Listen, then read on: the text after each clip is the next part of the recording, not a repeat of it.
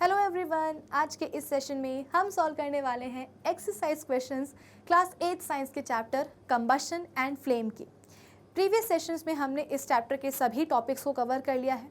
हर एक टॉपिक को हमने एकदम डिटेल में जाकर के डिस्कस किया है, समझा है। तो अब फाइनली बारी आती है इस चैप्टर के एक्सरसाइज क्वेश्चंस को सॉल्व करने की। तो आज के इस सेशन में ना सिर्फ हम एक्सरसाइज क्वेश्चन सॉल्व करेंगे, साथ ही साथ इस सेशन में हम इस चैप्टर की जो भी इन टेक्स्ट एक्टिविटीज़ हैं उनको भी कर लेंगे डिस्कस। तो आई होप आज के सेशन का टारगेट सबको क्लियर हो गया होगा। तो एक काम करते हैं, जल्दी से आज के इस सेशन को हम स्टार्ट कर लेते हैं। So this is Vibhuti Khare, welcome to Magnet Brains, जहाँ पे आपको सभी चैप्टर्स के वीडियो लेक्चर्स मिलते हैं बिल्कुल फ्री ऑफ कॉस्ट। यानी कि मैग्नेट ब्रेन्स में आपको 2 चैप्टर्स पढ़ने के बाद किसी भी तरह का पेमेंट करने की या पैकेज परचेज करने की रिक्वायरमेंट बिल्कुल भी नहीं है। तो इसी अच्छी बात के साथ हम स्टार्ट कर लेते हैं आज का हमारा ये सेशन, जहाँ पे हम सॉल्व करेंगे क्या एनसीईआरटी बेसिकली एक्सरसाइज क्वेश्चंस हमारे चैप्टर कंबशन एंड फ्लेम के। और ये सभी के सभी क्वेश्चंस कहाँ दिए गए हैं? आपकी एनसीईआरटी टेक्स्ट बुक में। तो फर्स्ट क्वेश्चन क्या है आज के हमारे इस सेशन का कि list the conditions under which combustion can take place. आपको वो कंडीशंस बतानी है जिसके अंडर कंबशन की प्रोसेस होती है।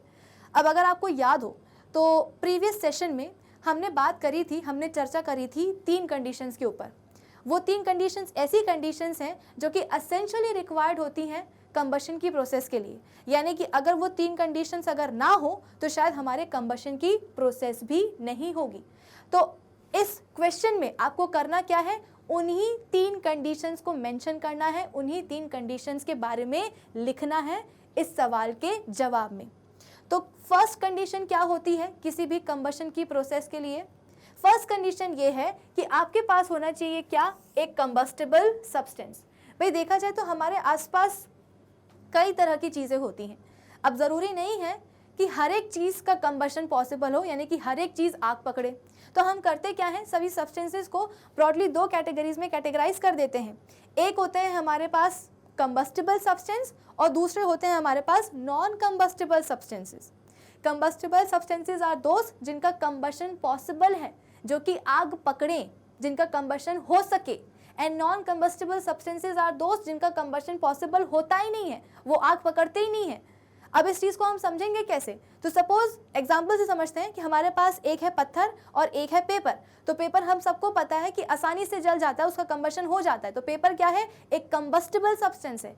वहीं हमारे पास जो पत्थर है वो आसानी से हम बोलते हैं कि आग नहीं पकड़ने वाला, वो आग पकड़ता ही नहीं है। इसका मतलब क्या कि वो हो गया एक नॉन कंबस्टिबल सब्सटेंस। तो इसीलिए हम क्या करते हैं कि हमारे आसपास जितनी भी चीज़ें होती हैं उन सभी को हम 2 categories combustible and non combustible substances में डिवाइड कर देते हैं, 2 कैटेगरीज में कैटेगराइज कर देते हैं। तो अगर आप चाहते हो कि कंबशन की प्रोसेस हो तो इसके लिए सबसे पहले आपके पास होना चाहिए क्या? एक कंबस्टिबल सब्सटेंस, एक ऐसा सब्सटेंस जिसका कंबशन पॉसिबल हो, एक ऐसा सब्सटेंस जो कि आग पकड़े, तभी उसका कंबशन आपको देखने को मिलेगा। अदरवाइज स्टोन का कंबशन करवा करके देख लो, कभी होगा ही नहीं। ठीक है, तो पहली कंडीशन क्या होनी चाहिए कंबशन के प्रोसेस की? कि आपके पास होगा एक कंबस्टिबल सब्सटेंस। चलो ठीक है, अब नेक्स्ट कंडीशन क्या है? Oxygen that is the supporter of combustion. आपके पास एक कंबस्टिबल सब्सटेंस आ गया और उसका आपने कंबशन भी स्टार्ट करवा दिया। अब कंबशन स्टार्ट तो हो गया, लेकिन इस कंबशन को कंटिन्यू रखने के लिए आपको चाहिए है क्या?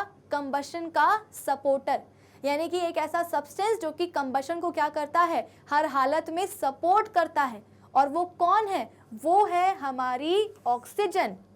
ये ऑक्सीजन कहाँ मिलती है? ये ऑक्सीजन हम बोलते हैं कि हमारी जो एटमॉस्फेरिक एयर है ना, उसी में प्रेजेंट होती है।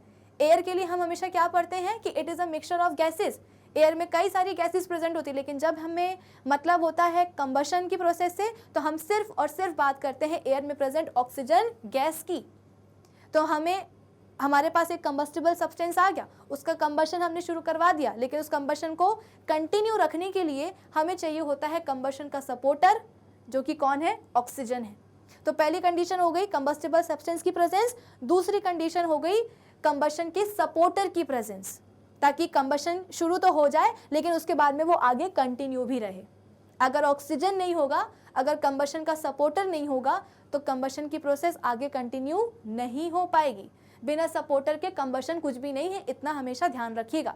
चलो अब इसके बाद में हम बात करते हैं थर्ड कंडीशन की, attainment of ignition temperature of the substance. अब देखो मेरे पास एक पेपर है, पेपर के लिए हमने अभी अभी पढ़ा क्या कि ये एक कंबस्टिबल सब्सटेंस है। अब इस पेपर को मैंने ऐसी खुली हवा में रख दिया, यानी कि ये जो मैंने काम किया है ना, इस केस में कंबशन के लिए जो रिक्वायर्ड दो कंडीशंस हैं, दोनों कंडीशंस यहाँ पे फुलफिल हो रही हैं। क्या पढ़ा है हमने अभी तक अपने इस सवाल में कि एक सबसे पहले आपको चाहिए है कंबस्टिबल सब्सटेंस और दूसरा आपको चाहिए है क्या, कंबशन के सपोर्टर की प्रेजेंस यानी कि ऑक्सीजन की प्रेजेंस। तो हमने किया क्या, हमारे पास एक पेपर था जो कि कंबस्टिबल सब्सटेंस है, उसको हमने खुली हवा में रख दिया। खुली हवा में रखने से हुआ क्या कि हवा में जो ऑक्सीजन प्रेजेंट है वो ऑक्सीजन कंटिन्यूसली उस पेपर के कांटेक्ट में है, यानी कि आपके पास कंबस्टिबल सब्सटेंस भी है और कंबशन को सपोर्ट करने वाला सपोर्टर ऑक्सीजन भी है। लेकिन फिर भी क्यों पेपर हवा में पड़े हुए आग नहीं पकड़ता? भाई कंडीशन की कंबशन की जो दो कंडीशंस है वो तो फुलफिल हो रही है ना, कंबस्टिबल सब्सटेंस भी है और कंबशन का सपोर्टर भी है। तो आखिर क्यों पेपर में आग नहीं पकड़ती, क्यों पेपर का कंबशन स्टार्ट नहीं होता? वो इसलिए नहीं होता क्योंकि अभी यहाँ पे कंबशन की केवल दो ही कंडीशंस आई हैं, तीसरी तो अभी तक आई ही नहीं। और तीसरी कंडीशन क्या है? तीसरी कंडीशन है attainment of ignition temperature. Ignition temperature मतलब क्या कि ये एक ऐसा स्पेसिफिक टेम्परेचर है जिस पर जाकर के ही कोई सब्सटेंस अपना कंबशन शुरू करता है। बिना उस टेम्परेचर पे पहुंचे सब्सटेंस जो है ना अपना कंबशन स्टार्ट नहीं करेगा। तो माना आपके पास कंबस्टिबल सब्सटेंस पेपर था और उस सब्सटेंस के पास कंबशन की सपोर्टर ऑक्सीजन भी थी, लेकिन दोनों की प्रेजेंस होने के बाद भी, दोनों कंडीशंस फुलफिल होने के बाद भी कंबशन की प्रोसेस शुरू नहीं हुई। क्यों नहीं हुई? क्योंकि इग्निशन टेम्परेचर नहीं आया था। पेपर को जिस टेम्परेचर पे आकर के उसका जलना शुरू होता है, उसका कंबशन स्टार्ट होता है, वो टेम्परेचर मिला ही नहीं था। सवाल यह है कि आखिर ये टेम्परेचर आएगा कैसे? तो हमें सप्लाई करनी पड़ेगी क्या? हीट। बाहर से हमको पेपर को देना पड़ेगा क्या? एक हीट। इस हीट के कारण उसका टेम्परेचर बढ़ेगा, बढ़ के कहाँ जाएगा? अपने इग्निशन टेम्परेचर तक जाएगा और जिस पे पहुंच करके उस पेपर का कंबशन स्टार्ट होगा। तो हम क्या करेंगे? हम एक जलती हुई माचिस यानी कि एक मैच स्टिक लेकर के आएंगे या लाइटर लेकर के आएंगे और उसको पेपर के सामने रख देंगे। तो होगा क्या? जलती हुई माचिस की तिली से जो हीट निकल रही होगी, उस हीट से पेपर अपने इग्निशन टेम्परेचर तक पहुंचेगा। पहुंचने के बाद में उसका जलना शुरू हो जाएगा, उसका कंबशन स्टार्ट हो जाएगा। तो ना सिर्फ कंबस्टिबल सब्सटेंस या ना सिर्फ कंबशन का सपोर्टर, बल्कि इग्निशन टेम्परेचर भी ज़रूरी होता है किसी भी कंबशन की प्रोसेस के लिए। तो ये जो तीन कंडीशंस है ना, इनको अपने दिमाग में हमेशा के लिए बिठा लो, क्योंकि जब हम कंबशन को रोकने की बात करते हैं, भाई हमने अपने चैप्टर में प्रीवियस सेशंस में पढ़ा है कि किसी भी सब्सटेंस के कंबशन या किसी भी फ्यूल के कंबशन के कारण ही आग प्रोड्यूस होती है, फायर प्रोड्यूस होती है। तो अगर इस फायर को हमें कंट्रोल करना है, उसको हमें एक्सटिंग्विश करना है, तो हमें सबसे पहले कंबशन को रोकना पड़ेगा। और कंबशन को हम कैसे रोक पाएंगे? इन्हीं तीनों कंडीशंस को कंट्रोल में करके कंबशन को रोक पाएंगे। तो कंबशन की प्रोसेस को अगर हमें करवाना है तो ये तीनों चीज़ें होनी चाहिए, ये तीनों कंडीशंस होनी चाहिए। और अगर हमें कंबशन की प्रोसेस को रोकना है तो आप क्या करोगे? इन्हीं तीन कंडीशंस में से किसी एक या दो कंडीशन को हटा लोगे। कंडीशंस ही नहीं रहेंगी तो कंबशन सब आगे प्रोसीड कैसे करेगा? कंबशन प्रोसीड नहीं करेगा तो कंबशन के कारण जो आग प्रोड्यूस हुई थी वो आग भी अपने आप बुझ जाएगी। समझ में आई बात? चलो, तो ये हुआ क्या हमारा फर्स्ट क्वेश्चन। अब सेकंड क्वेश्चन क्या है? फिल इन द ब्लैंक्स हैं। कुछ स्टेटमेंट्स दिए गए हैं, उन स्टेटमेंट्स में आपके पास एक ब्लैंक है, यानी कि एक स्टेटमेंट में आपके पास एक ब्लैंक है, उसको आपको फिल करना है। तो फर्स्ट स्टेटमेंट क्या है? Burning of wood and coal causes dash of air. जब हम लकड़ी या कोयले को जलाते हैं तो क्या कॉज होता है एयर में? तो वो होगा पॉल्यूशन, है ना। जब भी आप लकड़ी को या कोयले को जलाओगे तो एयर पॉल्यूशन तो होगा ही। क्यों एयर पोल्यूशन होगा? क्योंकि भैया जब आप कोल और लकड़ी को जलाते हो ना तो काफ़ी ज़्यादा धुआं निकलता है, पॉइजनस गैसेस निकलती हैं, कार्बन डाइऑक्साइड निकलता है। ये धुआं, ये पॉइजनस गैसेस, ये कार्बन डाइऑक्साइड गैस, ये जाती कहाँ है? ये सब की सब जाती हैं एयर में। और एयर की क्वालिटी को जाकर के कर देती हैं डिटोरिएट, और जहाँ एयर की क्वालिटी हुई डिटोरिएट वहाँ समझ लो हो गया क्या, एयर का पॉल्यूशन।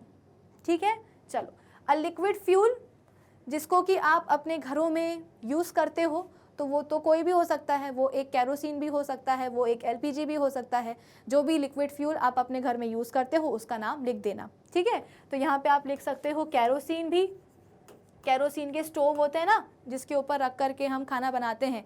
ठीक है, तो कैरोसिन के स्टोव होते हैं जिसमें कि कैरोसिन को डाला जाता है एज अ फ्यूल। फ्यूल क्या होता है भाई, कोई भी ऐसा सब्सटेंस जिससे कि आप एनर्जी डिराइव कर सको, उस सब्सटेंस को आप बोल देते हो फ्यूल। अब सवाल ये है कि फ्यूल से एनर्जी कैसे डिराइव करें, तो फ्यूल को उठा करके जला दो, फ्यूल का कंबशन कर दो। कंबशन की प्रोसेस मैंने आपको क्या समझाया था उसकी प्रोसेस में, कि कंबशन की प्रोसेस में एग्जैक्टली होता क्या है कि आपके पास एक सब्सटेंस होता है और उस सब्सटेंस को आप एयर में जलाते हो। एयर में क्या प्रेजेंट होती है, ऑक्सीजन। तो जब आप किसी सब्सटेंस को एयर की प्रेजेंस में जलाते हो तो एयर में प्रेजेंट जो ऑक्सीजन है वो आ करके उस सब्सटेंस के साथ चिपक जाती है, उसके साथ में रिएक्ट करती है। तो जब सब्सटेंस और ऑक्सीजन का रिएक्शन होता है, उनके बीच में कोई रिएक्शन होती है, इसके कारण काफ़ी ज़्यादा एनर्जी इवॉल्व होती है। एनर्जी कैसे इवॉल्व होती है, so in the form of heat and in the form of light. और इस पूरी प्रोसेस को हम बोल देते हैं क्या, एक कंबशन की प्रोसेस।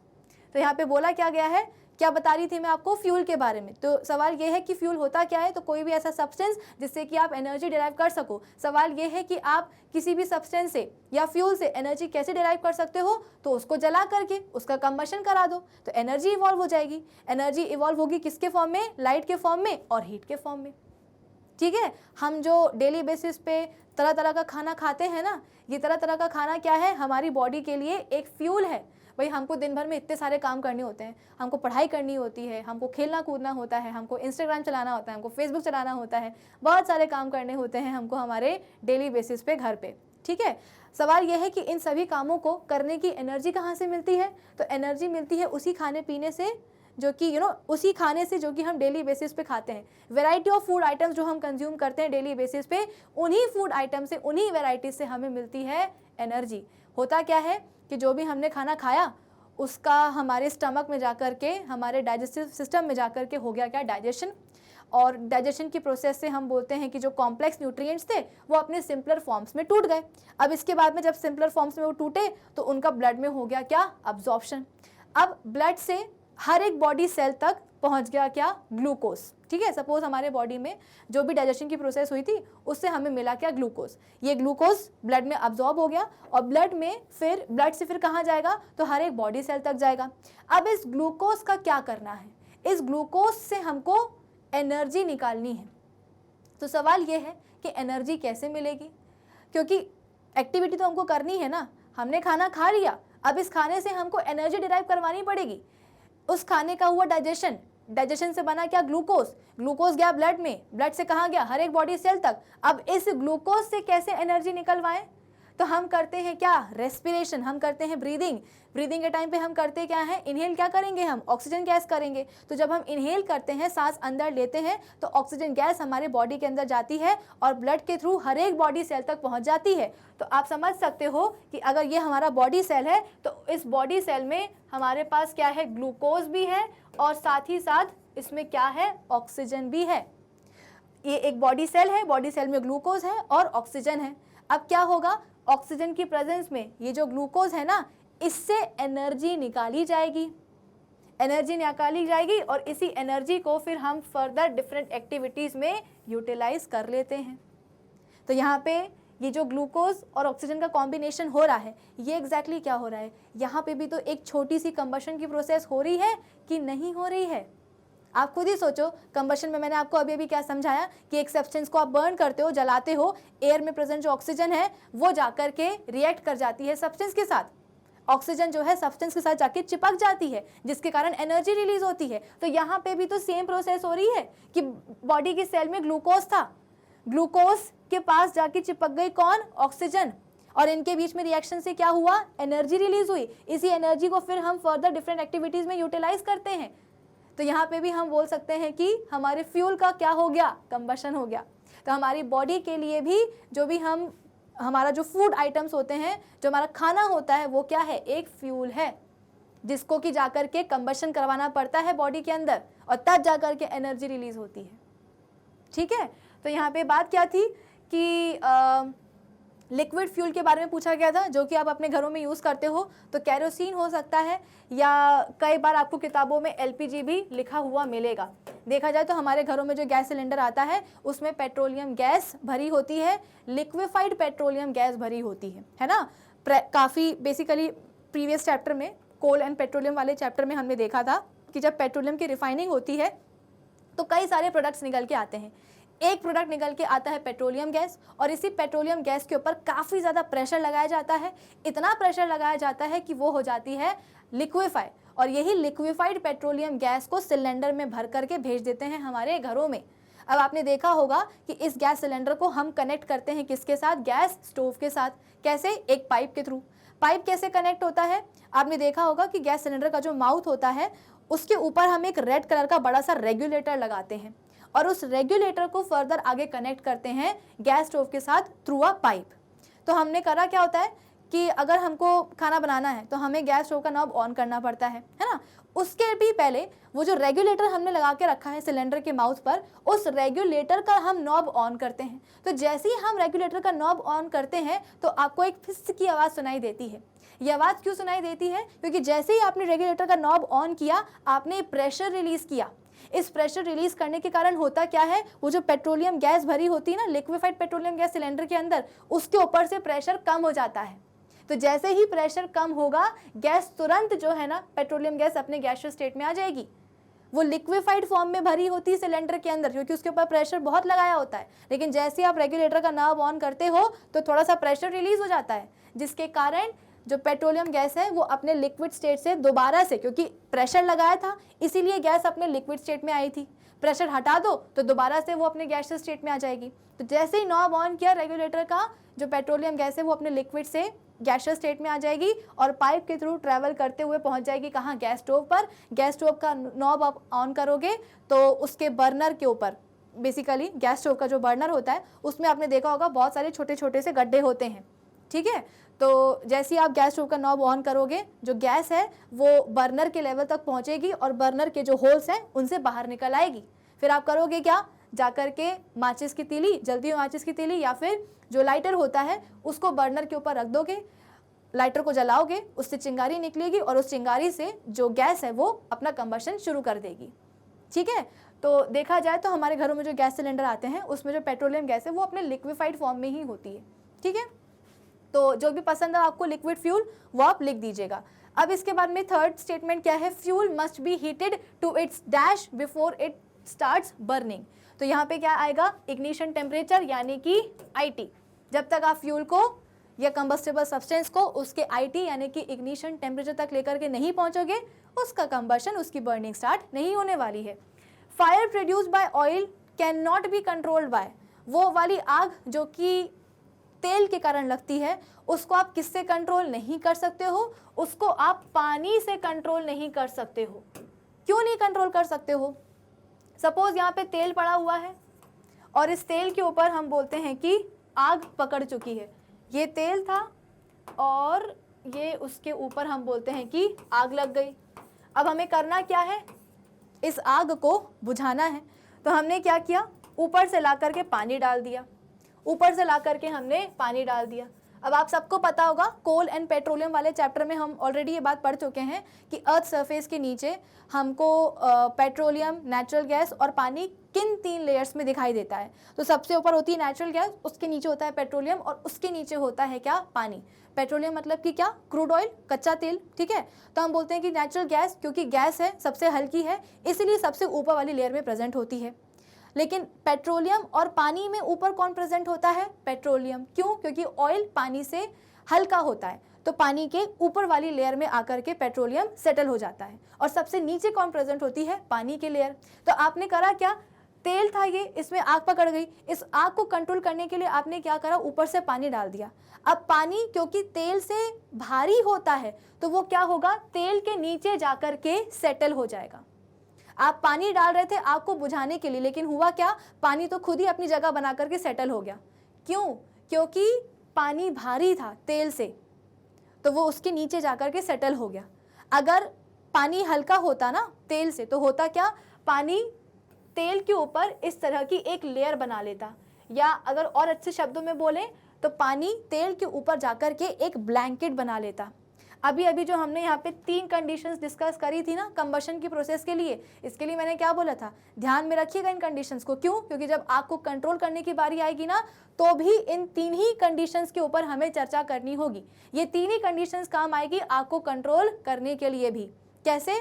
हमने क्या बोला कि ऑक्सीजन क्या करती है, कंबशन का सपोर्टर होती है वो, है ना, कंबशन की प्रोसेस को वो सपोर्ट करती है। तो यहाँ पे हो क्या रहा था, यहाँ पे जो ऑयल था वो अपने, ऑयल क्या है, एक कंबस्टिबल सब्सटेंस है, एक फ्यूल है, तो ऑयल अपने इग्निशन टेम्परेचर तक पहुंचा और उसने क्या करी, आग पकड़ ली, उसका कंबशन स्टार्ट हो गया, उसके कंबशन से फायर प्रोड्यूस हो गई। अब ये जो कंबशन की प्रोसेस है ये चलती जा रही थी, चलती जा रही थी, चलती जा रही थी। क्यों चलती जा रही थी? क्योंकि यहाँ से ऊपर से हम सब बोल सकते हैं कि ऑक्सीजन की सप्लाई मिल रही थी।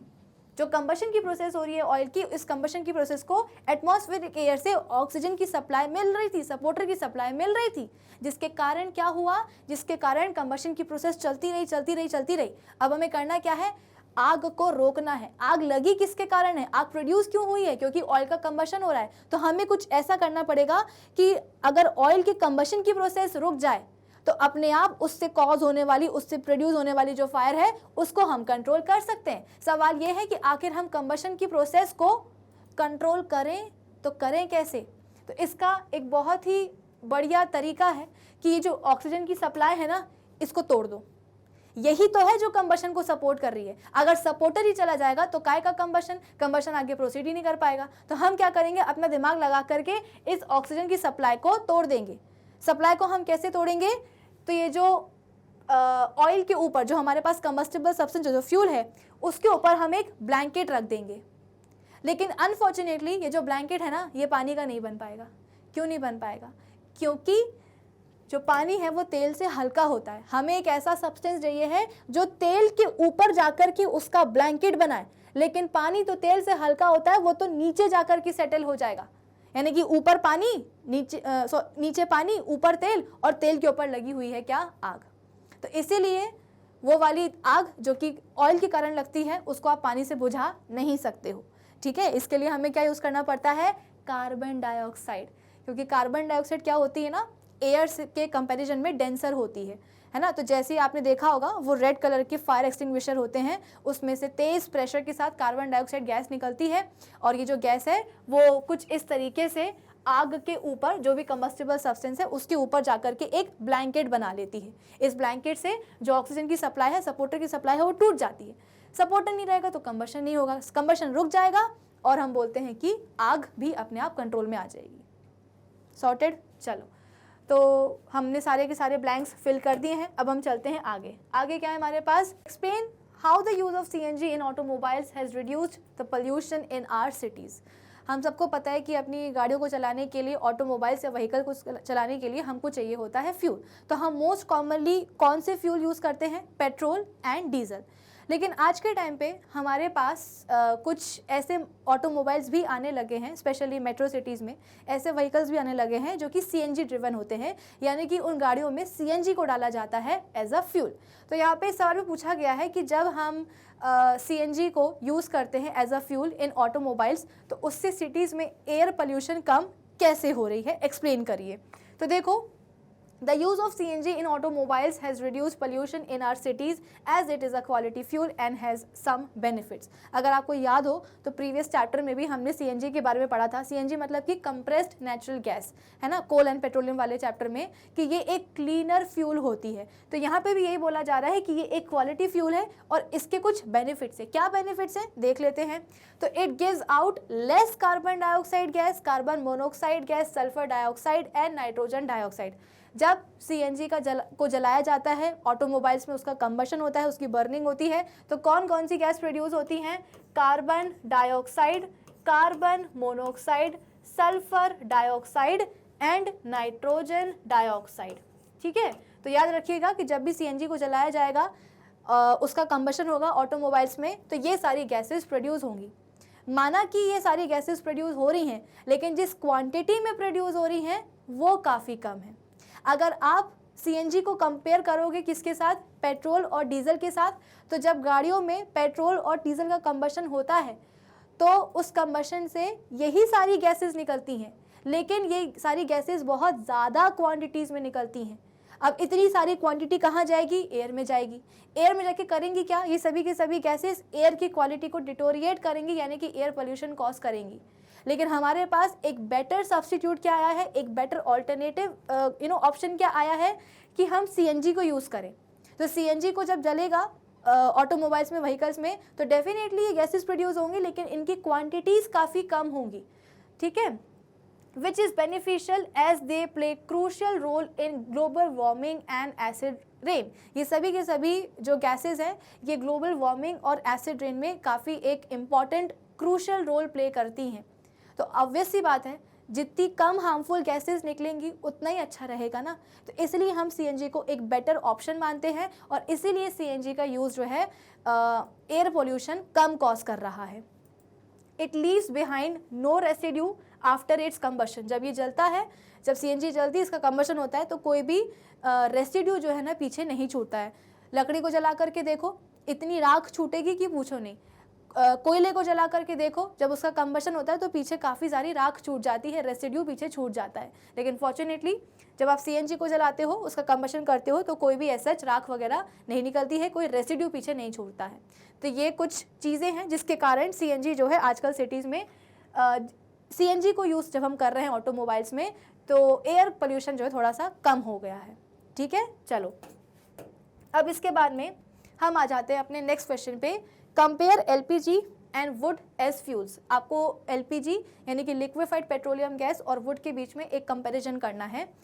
तो सबसे पहले हम बात करते हैं एलपीजी की, कि it does not cause pollution on combustion. हमारे घरों में जब मैंने आपको बताया ना कि हमारे घरों में जो गैस सिलेंडर आता है उसमें एलपीजी यानी कि लिक्विफाइड पेट्रोलियम गैस ही भरी होती है। तो जब हमें खाना बनाना होता है तो बेसिकली हम करते क्या है, इसी एलपीजी का, लिक्विफाइड पेट्रोलियम गैस का कंबशन कराते हैं। तो आप खुद ही देखो ना, जब भी आप खाना बनाते हो तो जब आप इस गैस का कंबशन होता है तो क्या कोई पोल्यूशन होता है? आपको ऐसा लगता है कि धुआं उठ रहा है ना, स्मोक आ रहा है, या कोई पॉइजनस गैसेस आ रही हैं जिसके कारण आप खाना नहीं बना पा रहे हो, चोकिंग हो रही है, सांस नहीं ले पा रहे हो, ऐसा कुछ होता है क्या? नहीं होता है। इसलिए हम बोलते हैं कि सीएनजी का जब कंबशन होता है, जब सीएनजी को हम एज अ फ्यूल यूज़ करते हैं तो ऐसा कोई पोल्यूशन नहीं होता। लेकिन अगर हम बात करेंगे लकड़ी की, तो भैया पहले के ज़माने में तो एलपीजी सिलेंडर वगैरह कुछ होते ही नहीं थे। ट्रेडिशनल चूल्हे होते थे, उनमें लकड़ी को जलाया जाता था, और जब लकड़ी को जलाते थे तो इतना धुआं निकलता था, इतनी कार्बन डाइऑक्साइड गैस निकलती थी कि जो है ना एकदम काला काला धुआं निकलता था ऊपर, और खाना बनाना बड़ा मुश्किल होता था, काफ़ी ज़्यादा खांसी वगैरह आने लगती थी। तो डेफिनेटली यहाँ पे आप बोलोगे कि जब भी लकड़ी का कंबशन होता है तो पोल्यूशन होती है। फिर इसके बाद में सेकंड क्या है कि नो स्मोक इज प्रोड्यूस। जब आप एलपीजी को जलाते हो तो कोई धुआं नहीं निकलता है, लेकिन हाँ लकड़ी को जलाओगे तो धुआं निकलेगा ही। फिर इसके बाद में जो एलपीजी है वो क्या है, एक लिक्विड फ्यूल है, लिक्विफाइड फॉर्म में होती है पेट्रोलियम गैस सिलेंडर के अंदर, और लकड़ी क्या है, एक सॉलिड फ्यूल है। अगर हम बात करेंगे कैलोरीफिक वैल्यू की, तो याद करो कैलोरीफिक वैल्यू के ऊपर हमने डिस्कशन किया था, ये क्या होती है। कैलोरीफिक वैल्यू हम बोलते हैं कि किसी भी फ्यूल की ना एफिशिएंसी बताती है कि कोई भी फ्यूल कितना एफिशिएंट है। बेसिकली आप कैलोरीफिक वैल्यू को डिफाइन कैसे कर सकते हो कि जब आपके पास 1 kg एक फ्यूल है, ठीक है, उस 1 kg फ्यूल को जब आप बर्न करोगे, उसका कंबशन कराओगे, तो कितने अमाउंट में हीट एनर्जी निकलेगी, वही क्या हो जाती है, उस फ्यूल की एफिशिएंसी हो जाती है, यानी कि उसकी कैलोरीफिक वैल्यू हो जाती है। तो जिस फ्यूल की कैलोरीफिक वैल्यू जितनी ज़्यादा है वो उतना ही अच्छा फ्यूल है, वो उतना ही एफिशिएंट फ्यूल है। तो अगर हम कंपेयर करें एलपीजी की कैलोरीफिक वैल्यू को किसके साथ, वुड की वैल्यू के साथ, तो एलपीजी की देखो कितनी है, 55,000 किलो जूल्स पर केजी, यानी कि जब आप 1 kg एलपीजी को जलाते हो तो 55,000 किलो जूल्स एनर्जी रिलीज होती है। वहीं अगर हम 1 किलो लकड़ी को जलाएंगे तो सिर्फ 17,000 किलो जूल्स एनर्जी रिलीज होगी। तो इसीलिए मैंने बोला था कि जिस फ्यूल को जलाने पर जितनी ज़्यादा एनर्जी निकलेगी, जिस फ्यूल की जितनी ज़्यादा कैलोरीफिक वैल्यू होगी, वो उतना ही अच्छा फ्यूल होगा। तो एलपीजी को जलाने पर उसकी जो कैलोरीफिक वैल्यू है वो ज़्यादा निकल के आती है, ज़्यादा एनर्जी रिलीज होती है, इसीलिए वो क्या है, एक ज़्यादा अच्छा एफिशिएंट फ्यूल है एज कंपेयर टू लकड़ी। केवल 17,000 किलो जूल्स एनर्जी निकल रही है 1 केजी लकड़ी को जलाने के लिए। ठीक है, चलो अब नेक्स्ट पॉइंट क्या है कि it can be easily transported and it is stored in cylinders. तो बेसिकली इसको जो है ना ट्रांसपोर्ट करना काफ़ी आसान होता है। एलपीजी को सिलेंडर में इसको भर के रख देते हैं और सिलेंडर को ही यहाँ से वहाँ गाड़ियों में ट्रांसपोर्ट कर लिया जाता है। लेकिन अगर हम बात करेंगे लकड़ी की, तो एलपीजी से अगर हम कंपेयर करें तो लकड़ी का जो ट्रांसपोर्ट है या उसको जो स्टोर करना है वो थोड़ा सा दिक्कत वाली बात है। सिलेंडर तो जो है किचन में अपने आप रखा रहता है चुपचाप, कोई उससे डिस्टर्बेंस नहीं होता। पहले के समय में जब लकड़ी को जलाया जाता था एज अ फ्यूल, लकड़ी को जो है ना जला करके उस पर खाना बनाया जाता था चूल्हे पे, तो इसको स्टोर करना बहुत ही मुश्किल वाली बात होती थी। एक तो रोज़ के रोज़ जो है लकड़ी लेकर के आओ, फिर इसके बाद में लकड़ी को मॉइस्चर से बचाओ। अगर लकड़ी गलती से भी गीली हो गई तो वो वैसे भी लकड़ी जो है ना काफ़ी देर में आग पकड़ती है। और अगर हम बात करेंगे गीली लकड़ी की, कि ऐसी लकड़ी जिस पे कि काफ़ी ज़्यादा मॉइस्चर आ चुका है, वो तो और ही देर में आग पकड़ती है, उसका इग्निशन टेम्परेचर और ऊपर जो है ना पहुंच जाता है। ठीक है, तो एक पॉइंट कंपैरिजन का आप ये भी लिख सकते हो कि एलपीजी का जो इग्निशन टेम्परेचर है वो कैसा है, कम है, और इसका इग्निशन टेम्परेचर कैसा है, काफ़ी ज़्यादा है। इग्निशन टेम्परेचर अभी समझाया था कि एक ऐसा स्पेसिफिक टेम्परेचर जहाँ पे जाकर के कोई भी सब्सटेंस अपना कंबशन शुरू करता है, वो उस स्पेसिफिक टेम्परेचर को बोला जाता है इग्निशन टेम्परेचर। तो एलपीजी का इग्निशन टेम्परेचर काफ़ी कम होता है, इसीलिए तो जैसे ही आपने गैस स्टोव का नॉब ऑन किया, बर्नर के होल से गैस जो है वो बाहर निकलने लगती है, और उस बर्नर के पास ले जाओ आप क्या, एक लाइटर, और उस लाइटर को दबाओ तो एक निकलेगी चिंगारी, एक स्पार्क जनरेट होगी, और उस छोटी सी चिंगारी, उस छोटे सी स्पार्क से जो एलपीजी है वो आग पकड़ लेती है। यानी कि उस छोटी सी स्पार्क से उसको इतनी सफिशिएंट हीट मिल जाती है एलपीजी को कि वो अपने इग्निशन टेम्परेचर तक पहुंच जाती है, क्योंकि उसका इग्निशन टेम्परेचर होता ही कम है। तो विद इन या बोल सकते हो कि 4 से 5 सेकंड के अंदर एलपीजी का कंबशन शुरू हो जाता है और आपको बर्नर के ऊपर ब्लू फ्लेम दिखाई देने लगती है। तो ऐसा क्यों हुआ? क्योंकि एलपीजी का इग्निशन टेम्परेचर कम था, जिसके कारण उसने बहुत ही जल्दी आग पकड़ ली। लेकिन अगर आप बात करोगे लकड़ी की, कभी आप अपनी दादी नानी से पूछना जिनने चूल्हे के ऊपर लकड़ी को जलाया है और उस पर खाना बनाया है, वो आपको बताएंगे कि लकड़ी को जलाना बहुत ही मुश्किल हुआ करता था। और मुश्किल ये भी होती थी कि अगर वो गलती से गीली हो गई तो और मुसीबत। क्यों? क्योंकि लकड़ी का इग्निशन टेम्परेचर कम होता है। आपकी एलपीजी तो लाइटर की एक छोटी सी चिंगारी के साथ जल गई, उसका कंबशन शुरू हो गया, वो अपने इग्निशन टेम्परेचर तक पहुंच गई। लेकिन लकड़ी को आप जला करके देखो, एक छोटी सी चिंगारी से कभी नहीं जलने वाली। तो लकड़ी को जलाने के लिए ज़्यादा हीट सप्लाई करनी पड़ती है। क्यों? क्योंकि उसका इग्निशन टेम्परेचर ज़्यादा होता है। तो एक डिफरेंस का पॉइंट ये भी लिख लेना, क्योंकि हम दोनों को कंपेयर कर रहे हैं ना एज अ फ्यूल, तो कंपैरिजन के पॉइंट में ये वाला भी एक स्टेटमेंट आ सकता है। ठीक है, तो यहाँ पे हमने एलपीजी और लकड़ी को कंपेयर कर लिया है। यहाँ पे पोल्यूशन आप बोल सकते हो कि एलपीजी को जलाने पे, कंबशन करने पे उसका नहीं होता है, इसीलिए आप डेली बेसिस पे सुबह शाम दिन रात हर कभी जो है ना अपने अपने घरों में किचन में गैस स्टोव पर एलपीजी का यूज़ करके खाना बना सकते हो, क्योंकि ऐसा कोई पोल्यूशन प्रोड्यूस नहीं होती है, कोई पॉइजनस गैसेस नहीं निकल रही हैं जिसके कारण आपको चोकिंग हो रही हो, दम घुट रहा हो, सफोकेशन हो रही हो, ऐसा कुछ नहीं होता।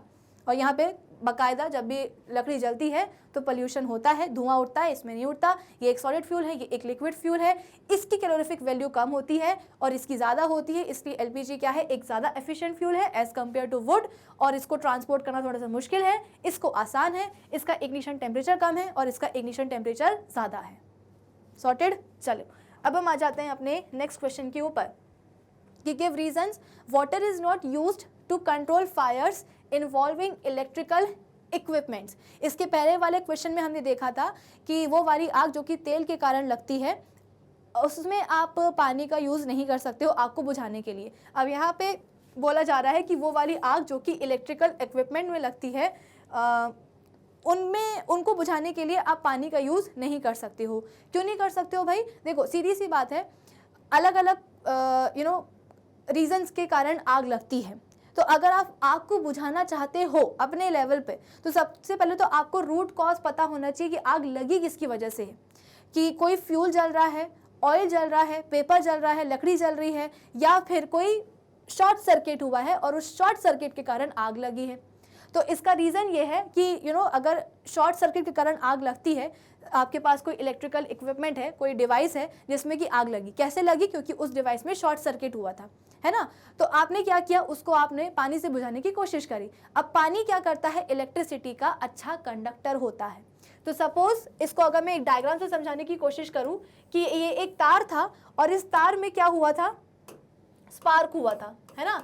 इस तार में हम बोलते हैं कि स्पार्क हुआ था और इस स्पार्क के कारण इस तार में आग लग गई थी, यानी कि इलेक्ट्रिसिटी के कारण, शॉर्ट सर्किट के कारण इस तार में आग लग गई। अब आपने क्या किया, पानी डाला। अब ये जो पानी है वो एक जगह तो नहीं रुकेगा, ये तो फैलेगा। तो जहां जहां पानी जाएगा, जहां जहां पानी जाएगा वहां वहां उसके साथ इलेक्ट्रिक करंट भी चला जाएगा। क्यों चला जाएगा भाई? ये जो तार था, इलेक्ट्रिकल वायर था, इसमें हुआ था शॉर्ट सर्किट जिसके कारण आग लगी थी। अब क्या हुआ, आपने इस तार पे डाल दिया पानी, पानी वहां तो ठहरेगा नहीं, वो तो हर कहीं जाएगा।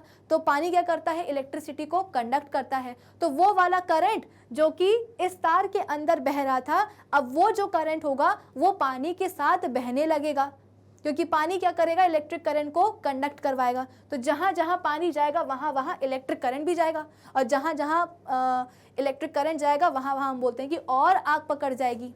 और वो इंसान जो कि लगातार पाइप से जो है ना पानी डाल रहा था इस आग को बुझाने के लिए, वो जो इलेक्ट्रिक करंट है ना वो पानी के थ्रू ट्रैवल करते करते उस पर्सन तक पहुंच जाएगा और उस पर्सन को भी शॉक लगने के बहुत ज़्यादा चांसेस है। ठीक है, यहाँ पे एक आदमी खड़ा था जो कि क्या कर रहा था, जो कि पाइप से इस पानी को डाल रहा था। तो क्योंकि पानी एक अच्छा कंडक्टर होता है इलेक्ट्रिसिटी का, तो पानी गया और तार के अंदर जो इलेक्ट्रिक करंट बह रहा था उस इलेक्ट्रिक करंट को पानी ने अपने ऊपर कंडक्ट करवा लिया। जहाँ जहाँ पानी जाएगा वहाँ वहाँ इलेक्ट्रिक करंट जाएगा, आग उल्टा फैल जाएगी। और वो इंसान जो कि लगातार पानी को सप्लाई कर रहा था, वो उस इंसान को भी शॉक लगने के चांसेस हैं। कैसे? क्योंकि बेसिकली पानी कहाँ से आ रहा था, उसी इंसान के पास से आ रहा था। तो पानी के थ्रू इलेक्ट्रिक करंट ट्रैवल करते करते कहाँ पहुँच जाएगा, उस पर्सन तक, और उसको शॉक लग सकता है। तो इसलिए बोला जाता है कि आग को बुझाने के लिए सबसे पहले तो आपको रूट कॉज पता होना चाहिए कि आखिर आग लगी किसकी वजह से है। तो since water is a good conductor of electricity, it may result in electric shocks to the person trying to extinguish fire. फिर इसके बाद में एलपीजी एक बेटर डोमेस्टिक फ्यूल है देन वुड, लकड़ी से। तो इसका जवाब तो इस वाले क्वेश्चन में है, प्रीवियस क्वेश्चन में, जिसको हम ऑलरेडी डिस्कस कर चुके हैं। इस सवाल में हमसे पूछा जा रहा है कि आपको रीज़न देना है कि क्यों एलपीजी एक बेटर डोमेस्टिक फ्यूल है लकड़ी के कंपैरिजन में। तो आपको बताना पड़ेगा क्योंकि भाई एलपीजी को जलाने से ना पोल्यूशन कम होता है, कोई धुआं नहीं निकलता है और ना ही पीछे कोई राख छूटती है। लकड़ी को जलाओगे तो पीछे एक राख छूटती है, रेसिड्यू छूटता है, लेकिन फॉर्चुनेटली एलपीजी को जलाने पे कोई धुआं नहीं निकलेगा, कोई पोल्यूशन नहीं होगा, कोई पॉइजनस गैसेस नहीं होंगी। ऐसा आपको नहीं लगेगा कि भाई एलपीजी जल रही है तो काफ़ी जो ना सफोकेशन हो रही है, सांस नहीं ले पा रहे हैं, दम घुट रहा है, ऐसा कुछ भी नहीं होता है। और ना ही पीछे कोई राख छूटती है। प्लस हम बोलते हैं कि एलपीजी को हैंडल करना, ट्रांसपोर्ट करना, स्टोर करना आसान होता है। बस आपको एक बार गैस एजेंसी से कनेक्शन लेना होता है और महीने के महीने आपके पास, आपके घर तक जो सिलेंडर है वो डिलीवर कर दिया जाता है। ठीक है, तो हैंडल करना, ट्रांसपोर्ट करना आप बोल सकते हो कि आसान है गैस सिलेंडर को, एलपीजी सिलेंडर्स को। प्लस हम बोलते हैं कि इस फ्यूल की जो एफिशिएंसी है वो ज़्यादा है। एलपीजी लकड़ी से ज़्यादा एफिशिएंट है एज अ फ्यूल। क्यों? क्योंकि इसकी कैलोरीफिक वैल्यू देखो कितनी है, 55,000 किलो जूल्स पर केजी, यानी कि 1 केजी लकड़ी को, 1 केजी एलपीजी अगर जलाओगे तो 50,000 किलो जूल्स एनर्जी निकलेगी। वहीं अगर आपने 1 किलो लकड़ी जलाई है तो केवल 17,000 किलो जूल्स एनर्जी रिलीज होती है। तो एलपीजी ज़्यादा बेटर है, ज़्यादा एफिशिएंट है लकड़ी से। प्लस हम बोलते हैं कि इसका इग्निशन टेम्परेचर भी कैसा होता है, काफ़ी कम होता है, कि एक लाइटर के छोटे से स्पार्क या चिंगारी से आग पकड़ लेती है, और लकड़ी को तो जलाते जाओ, हीट देते जाओ, वो है कि आग पकड़ने का नाम ही नहीं लेती है। तो इसका जो जवाब है कि क्यों एलपीजी एक बेटर डोमेस्टिक फ्यूल है लकड़ी से, तो वो हमने ऑलरेडी अपने प्रीवियस क्वेश्चन में डिस्कस कर लिया है। चलो अब हम बात करते हैं अपने नेक्स्ट स्टेटमेंट की। Paper by itself catches fire easily whereas a piece of paper wrapped around a aluminium pipe does not. तो देखा जाए तो यहाँ पे बोला जा रहा है कि पेपर को आसानी से जो है ना, आप एक जलती हुई मैच स्टिक लेकर के आ जाओ तो उस मैच स्टिक के सहारे पेपर जल जाएगा। लेकिन अगर आपने उस पेपर को एल्यूमिनियम पाइप के ऊपर लपेट के रखा हुआ है तो वो नहीं जलेगा। क्यों नहीं जलेगा? क्योंकि जब पेपर अकेले प्रेजेंट है ना तो उसका इग्निशन टेम्परेचर कम है, इतना कम है कि आप उसके पास एक जलती हुई माचिस लेकर के आओगे तो उस जलती हुई माचिस से जो हीट निकलेगी वो सफिशेंट होगी कि वो पेपर को उसके इग्निशन टेम्परेचर तक पहुंचा दे, और एक बार वो अपने आईटी तक पहुंचा उसका कंबशन शुरू हो जाएगा। लेकिन अगर आपने पेपर को एल्यूमिनियम पाइप के अराउंड लपेट करके रखा है तो कहीं ना कहीं उसका जो इग्निशन टेम्परेचर है वो शायद थोड़ा सा बढ़ जाएगा, जिसके कारण हम बोलते हैं कि उसका जो आग पकड़ना है वो इतना जल्दी नहीं ऊपर आ पाएगा। So as its ignition temperature is low, the paper by itself catches fire easily, but a piece of paper wrapped around an aluminum pipe does not catch fire easily as the heat being given gets absorbed by the aluminum pipe and the piece of paper does not get does not get its ignition temperature। तो यहाँ पे क्या बोला जा रहा है, जैसे कि मैंने आपको बताया कि सिंपल पेपर के पास एक जलती हुई मैच स्टिक लेकर के आओ, उससे जो हीट निकलेगी वो सफिशिएंट होगी कि वो उसके इग्निशन टेम्परेचर तक पहुंच जाएगा, और जैसे आईटी तक पहुंचा आग पकड़ लेगी। लेकिन अगर आपने उसको एल्यूमिनियम फॉइल में लपेट के रखा है तो कहीं ना कहीं उसका इग्निशन टेम्परेचर जो है ना वो बढ़ जाएगा। क्यों बढ़ जाएगा? क्योंकि जो भी आप हीट सप्लाई दे रहे होगे पेपर को, वो पूरी की पूरी हीट कौन ऑब्जॉर्व कर लेगा? एल्यूमिनियम का पाइप ऑब्जॉर्व कर लेगा, जिसके अराउंड आपने पेपर को लपेट के रखा हुआ है। तो बेचारा पेपर अपने इग्निशन टेम्परेचर तक पहुंच ही नहीं पाएगा। हीट आप दे रहे हो लेकिन वो पूरी की पूरी अब्जॉर्ब हो रही है कहाँ? एल्यूमिनियम के पाइप में, तो इग्निशन टेम्परेचर नहीं आ पाएगा, जिसके कारण जो पेपर है वो आप बोल सकते हो कि आग नहीं पकड़ पाएगा। ठीक है, पेपर को अगर जलाना है ना आपको, जो कि आपने एल्यूमिनियम पाइप के अराउंड लपेट करके रखा हुआ है, तो उस पेपर को जलाने के लिए आपको बहुत ज़्यादा हीट सप्लाई देनी पड़ेगी, तब जा करके उसका इग्निशन टेम्परेचर आएगा और तब जा करके वो जलेगा। ठीक है, so the heat being given gets absorbed by the aluminum pipe and the piece of paper does not get its ignition temperature। वो अपने आईटी तक पहुंच ही नहीं पा रहा है, तो जलेगा कैसे? बिना आईटी के कोई भी सब्सटेंस अपना कंबशन शुरू नहीं करता है, उसका कंबशन नहीं होता है। चलिए, अब इसके बाद में नेक्स्ट क्वेश्चन क्या है कि make a labelled diagram of a candle flame. हमको कैंडल फ्लेम का एक लेबल्ड डायग्राम बनाना है, तो हम क्या करेंगे भाई? सबसे पहले तो बनाएंगे एक कैंडल, फिर इसके बाद में उसकी बनाएंगे एक विक यानी कि बत्ती।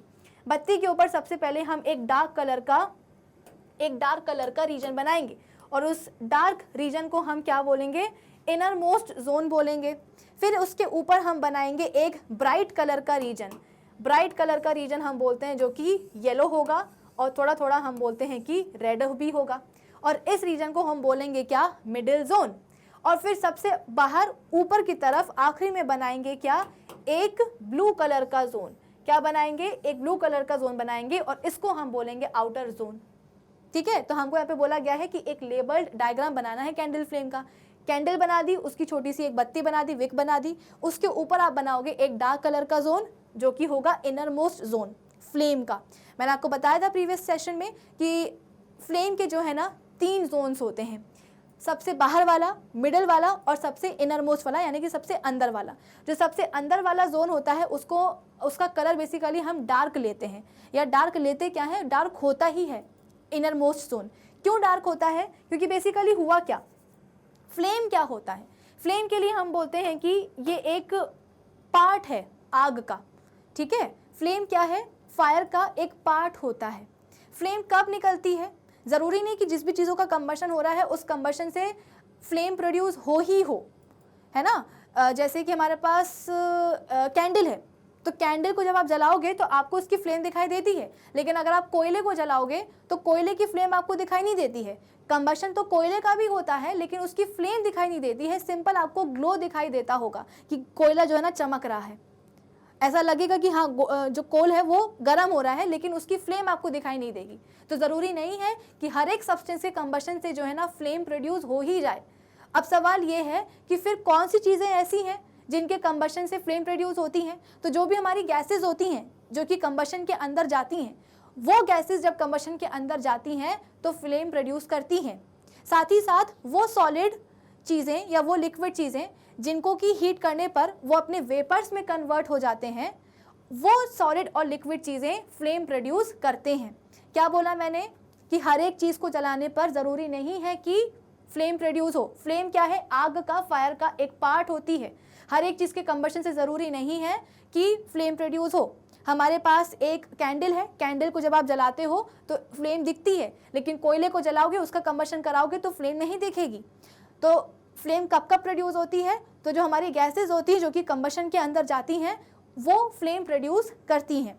दूसरी बात, वो वाले सॉलिड और लिक्विड सब्सटेंसेस जो कि हीट करने पर अपने वेपर्स में कन्वर्ट हो जाते हैं, वो सॉलिड और liquid substances on their combustion flame produce करते हैं। बेस्ट एग्जांपल क्या है? वैक्स, और अगर हम बात करें किसका, केरोसिन ऑयल का। ठीक है, सॉलिड सब्सटेंस में हमने एग्जांपल ले लिया किसका, कैंडल की वैक्स का, और लिक्विड सब्सटेंस का हमने एग्जांपल ले लिया केरोसिन ऑयल का। अभी हम कैंडल की वैक्स को समझने की कोशिश करते हैं। बेसिकली होता क्या है कि आपके पास कैंडल होती है, कैंडल किसकी बनी होती है भाई? दो चीज़ों की बनी होती है, एक तो उसके ऊपर वैक्स होती है और वैक्स के बिल्कुल बीचों बीच एक बत्ती होती है, विक होती है ना। तो कैंडल में दो चीज़ें हैं, वैक्स हो गई और बत्ती हो गई, यानी कि विक हो गई। अब जैसे ही आपने बत्ती को जलाया, जलाने पर क्या होगा, हीट प्रोड्यूस होगी। इस हीट के कारण जो वैक्स है वो मेल्ट होने लगेगी। अब ये जो पिघली हुई वैक्स होगी ना, ये कैपिलरी एक्शन के थ्रू जो बत्ती है उसके ऊपर जाकर के चढ़ जाएगी। क्या बोला मैंने? बत्ती को जलाया, हीट प्रोड्यूस हुई, इस हीट के कारण जो कैंडल की वैक्स है वो मेल्ट हो जाएगी। अब ये पिघली हुई जो वैक्स है ये बत्ती के ऊपर कैपिलरी एक्शन के थ्रू चढ़ जाएगी। अब जैसे ही वैक्स बत्ती के ऊपर चढ़ी, जो वैक्स है, पिघली हुई जो वैक्स है, उसको आप ये बोलो कि उसकी हीटिंग शुरू हो जाएगी, क्योंकि बत्ती तो ऑलरेडी जल रही थी। तो इस जलती हुई बत्ती के ऊपर जैसे ही पिघली हुई वैक्स पहुंची, तो पिघली हुई वैक्स भी क्या होने लगेगी, गर्म होने लगेगी, हीट होने लगेगी, जिसके कारण वैक्स अपनी वेपर्स में कन्वर्ट हो जाएगी। और जिसके कारण वेपर्स में कन्वर्ट होने के कारण आपको जलती हुई मोमबत्ती की कुछ इस तरह की फ्लेम दिखाई देती है। तो आपको ये समझ में आया कि फ्लेम कैसे बनी, क्योंकि जो पिघली हुई वैक्स है वो बत्ती के ऊपर चढ़ गई थी, बत्ती ऑलरेडी जल रही थी, और इस जलती हुई बत्ती के ऊपर पिघली हुई वैक्स आ गई, तो पिघली हुई वैक्स भी जलने लगी, उसकी भी हीटिंग होने लगी, और जैसे ही उसकी हीटिंग हुई तो वैक्स जो है अपनी वेपर्स में चेंज हो गई, है ना। और वेपर्स के बनने के कारण आपको कैंडल की फ्लेम नज़र आती है। सिमिलरली जब आप कपूर को जलाते हो, कैम्फर जलाते हो पूजा पाठ वगैरह करते टाइम, तो आपने देखा होगा कि कपूर जब जलता है तो भी एक फ्लेम प्रोड्यूस होती है, और काफ़ी लंबी लंबी फ्लेम प्रोड्यूस होती है। क्यों? क्योंकि वो एक ऐसा सॉलिड सब्सटेंस है जिसको कि आप जैसे ही हीट करते हो वो तुरंत अपनी वेपर्स में कन्वर्ट हो जाता है। अब जो कि वो अपनी वेपर्स में कन्वर्ट हुआ है, इसीलिए आपको उसकी फ्लेम नज़र आती है। ठीक है, चलो अब इस फ्लेम के स्ट्रक्चर के बारे में जो कि हम बात कर रहे थे, तो जो इनर मोस्ट जोन होता है, जो इनर मोस्ट जोन होता है हमारे इस फ्लेम का, वो होता है डार्क कलर का। क्यों होता है डार्क कलर का? क्योंकि ऑक्सीजन की सप्लाई इस वाले जोन में सबसे कम होती है। तो या आप ये बोलो कि ऑक्सीजन की सप्लाई होती नहीं है, तो बिना ऑक्सीजन के सप्लाई के कंबशन नहीं होगा। याद करो, हमने फर्स्ट जो क्वेश्चन है वो 3 कंडीशंस उसमें हमने उसको चर्चा करी थी, 3 कंडीशंस की, कि कंबशन की प्रोसेस के लिए ऑक्सीजन की सप्लाई ज़रूरी होती है, कंबशन का सपोर्टर ज़रूरी होता है। अगर ऑक्सीजन नहीं होगी तो कंबशन नहीं होगा। तो फ्लेम का जो सबसे इनर वाला जोन होता है ना, यहाँ पे हम बोलते हैं कि ऑक्सीजन सप्लाई नहीं होती है। अब अगर हम बोलते हैं कि ऑक्सीजन सप्लाई नहीं होगी तो कंबशन भी नहीं होगा। तो कंबशन नहीं होने के कारण जो फ्यूल की जो वेपर्स हैं, अभी इस समय कैंडल का हम स्ट्रक्चर समझ रहे हैं, कैंडल की फ्लेम का स्ट्रक्चर, तो कैंडल में फ्यूल कौन होगा? कैंडल में फ्यूल होगा यही वैक्स, ठीक है ना, यही पिघला हुआ वैक्स जो कि बत्ती में ऊपर चढ़ गया और हीट होने के कारण ये अपनी वेपर्स में कन्वर्ट हो गया। अब ये जो वेपर्स बनी है, वैक्स की वेपर्स बनी है या जो फ्यूल की वेपर्स बनी है, इनका कंबशन नहीं हो पा रहा। क्यों नहीं हो पा रहा? क्योंकि ऑक्सीजन ही नहीं है इस सबसे अंदर वाले जोन में। तो क्योंकि ऑक्सीजन नहीं है, एयर की सप्लाई नहीं है, इसके कारण फ्यूल की वेपर्स यानी कि जो वैक्स की वेपर्स हैं उनका कंबशन नहीं हो पा रहा है, और इसीलिए उनको हम कहते हैं अनबर्न्ड वैक्स वेपर्स, यानी कि ऐसी वैक्स की वेपर्स यानी कि ऐसी फ्यूल की वेपर्स जो कि जिनका कंबशन अभी नहीं हुआ है, जो अभी जली नहीं है। तो अनबर्न्ड वैक्स वेपर्स हैं, अनबर्न्ड फ्यूल वेपर्स हैं इस इनर मोस्ट जोन में। इसीलिए इस इनर मोस्ट जोन का कलर कैसा होता है? ब्लैक कलर का होता है, काफ़ी डार्क जोन होता है ये। फिर इसके ऊपर हम बोलते हैं कि एक मिडिल जोन आता है जो कि येलो कलर का होता है, ठीक है। और काफ़ी अगर हम फ्लेम का स्ट्रक्चर हम अभी बात कर ही रहे हैं, तो फ्लेम की स्ट्रक्चर में सबसे प्रोमिनेंट जोन कौन सा होता है, यानी कि मैंने आपको बताया कि फ्लेम के स्ट्रक्चर में आपको 3 जोन दिखाई देते हैं, लेकिन फ्लेम के स्ट्रक्चर में सबसे ज़्यादा जोन कौन सा दिखाई देता है, यही मिडिल जोन जो कि येलो कलर का होता है। अब यहाँ पे हम बोलते हैं कि ऑक्सीजन की सप्लाई आने लगती है, बहुत ज़्यादा तो नहीं आती है लेकिन हाँ आने लगती है, तो जिसके कारण ये जो वैक्स वेपर्स हैं यानी कि जो फ्यूल की वेपर्स हैं उनका कंबशन शुरू हो जाता है। अब क्योंकि ऑक्सीजन की सप्लाई आ तो रही है इसलिए कंबशन तो शुरू हो गया, लेकिन ऑक्सीजन की सप्लाई इतनी सफिशिएंट भी नहीं है कि कंबशन जो है ना पूरा का पूरा कंप्लीट हो जाए, इसीलिए यहाँ पे हम बोलते हैं कि पार्शियल कंबशन होता है वैक्स वेपर्स का या फ्यूल वेपर्स का। समझ रहे हो कि कंबशन पूरा नहीं हो पाया, हो तो रहा है क्योंकि थोड़ी बहुत ऑक्सीजन मिल रही है लेकिन इतनी नहीं मिल रही है कि कंप्लीट हो कंबशन, इसलिए यहाँ पे वैक्स वेपर यानी कि फ्यूल की वेपर्स का इनकम्प्लीट कंबशन होता है, आधा अधूरा कंबशन, पार्शियल कंबशन, जिसके कारण हम बोलते हैं कि कुछ कार्बन पार्टिकल्स बन जाते हैं और ये कार्बन पार्टिकल्स अनबर्न्ड होते हैं और काफ़ी गर्म होते हैं तो ग्लो करते हैं, और इन्हीं की ग्लो के कारण जो ये पोर्शन है आपको येलो कलर का दिखाई देता है। यहाँ पे वैक्स वेपर्स या फ्यूल वेपर्स अनबर्न्ड थे, उनका कंबशन नहीं हो रहा था, इसीलिए इस जोन का कलर कैसा था, ब्लैक था। मिडिल जोन का कलर येलो क्यों है, क्योंकि इस जोन में ऑक्सीजन की सप्लाई थोड़ी बहुत आ रही है, इस थोड़ी बहुत सप्लाई से जो फ्यूल की वेपर्स है उनका कंबशन हो रहा है लेकिन कंप्लीट नहीं हो पाया, पार्शियल हुआ, इनकम्प्लीट हुआ, जिसके कारण कार्बन पार्टिकल्स बने, और ये कार्बन पार्टिकल्स अनबर्न्ड होते हैं, काफ़ी गर्म होते हैं, इतने गर्म होते हैं कि ये ग्लो करते हैं, और इनके ग्लो के कारण ये जो जोन है ना ये आपको येलो कलर का दिखाई देता है। ठीक है, और ये जो कार्बन पार्टिकल्स होते हैं फिर एयर में सूट के फॉर्म में जो है ना उड़ जाते हैं। फिर इसके बाद में सबसे आउटर मोस्ट जोन में तो हम बोलते हैं कि कंप्लीट कंबशन होगा। क्यों, आसपास क्या है, आसपास एयर ही एयर तो है, तो प्लेंटी ऑक्सीजन सप्लाई होती है आउटर मोस्ट जोन में, जिसके कारण जो फ्यूल की वेपर्स हैं उनका कंप्लीट कंबशन होता है, और इस कंप्लीट कंबशन के कारण ही यहाँ पे आपको ब्लू फ्लेम दिखाई देती है, ब्लू पोर्शन दिखाई देता है, ब्लू कलर दिखाई देता है फ्लेम में। हमारी जो एलपीजी गैस होती है ना बर्नर के ऊपर जो जलती है, आपको उसकी फ्लेम ब्लू कलर की दिखाई देती है। क्यों, क्योंकि वहाँ पे एलपीजी का कंप्लीट कंबशन होता है। जब भी कंप्लीट कंबशन होगा तो ब्लू कलर की आपको लाइट दिखाई देगी। ठीक है, अब टेम्परेचर की अगर हम बात करें तो ये जो ब्लैक जोन होता है, इनर मोस्ट जोन, ये सबसे ठंडा पार्ट होता है फ्लेम का। ये जो मिडिल जोन होता है ये मॉडरेटली हॉट होता है, और ये जो बाहर वाला जो जोन है, आउटर मोस्ट जो जोन है, वो सबसे हॉटेस्ट पार्ट होता है हमारे इस फ्लेम का। क्यों, क्योंकि यहाँ पे कंबशन कैसा हो रहा है, कंप्लीट हो रहा है, तो काफ़ी ज़्यादा हीट निकल रही है। यहाँ पे तो हो ही नहीं रहा था, तो इसलिए सबसे ठंडा जोन। यहाँ पे हो रहा है, इनकम्प्लीट हो रहा है, पार्शल हो रहा है, इसलिए हम बोलते हैं कि मॉडरेटली हॉट है। और यहाँ पे हम बोल रहे हैं क्योंकि कंबशन कंप्लीट है, क्योंकि सफिशिएंट इनफ ऑक्सीजन सप्लाई है, इसीलिए ये क्या होता है, हॉटेस्ट पार्ट होता है हमारे इस पूरे फ्लेम का। आई होप इतना आप सभी को समझ में आया होगा। तो यहाँ पे हमने इस सवाल में पूरे की पूरे फ्लेम का जो स्ट्रक्चर है वो एक्सप्लेन कर लिया है, डिस्कस कर लिया है। ठीक है, तो ऐसे ही हम बोलते हैं कि जो हमारा केरोसिन का जो लैम्प होता है ना, जिसमें कि एक बत्ती होती है और उसमें हम केरोसिन को डालते हैं एज अ फ्यूल, उसमें भी सेम चीज़ होती है। फ्लेम हम बोलते हैं कि कुछ इसी तरीके से निकलती है, बस वहाँ पे हम फ्यूल क्या चेंज कर रहे हैं, केरोसिन डाल रहे हैं। तो केरोसिन हम बोलते हैं कि बत्ती के ऊपर चढ़ता है, बत्ती जलती है तो केरोसिन जलता है, केरोसिन गर्म होता है, जिसके कारण केरोसिन की वेपर्स बन जाती हैं। और क्योंकि केरोसिन की वेपर्स बन गई हैं, केरोसिन क्या है, एक फ्यूल है, फ्यूल की वेपर्स आ गई हैं, इसीलिए आपको लैंप में बत्ती फ्लेम दिखाई देती है।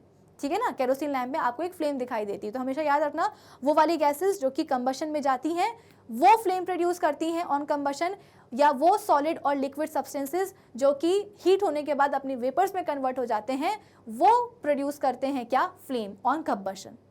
ठीक है, चलो अच्छा, हाँ एक और चीज़ और है कि यहाँ पे हम बोलते हैं कि ये जो मिडिल पोर्शन होता है, मिडिल जोन होता है हमारे इस पूरे फ्लेम का, उसको हम बोलते हैं कि वहाँ पे हमको एक येलो कलर की लाइट मिलती है। ठीक है, ये जो येलो कलर की जो फ्लेम है इसको हम कहते हैं ल्यूमिनस फ्लेम। क्यों ल्यूमिनस पोर्शन क्यों बोलते हैं, क्योंकि जो येलो कलर की जो लाइट होती है ना, जो फ्लेम होती है, वो हमको लाइट प्रोवाइड करती है।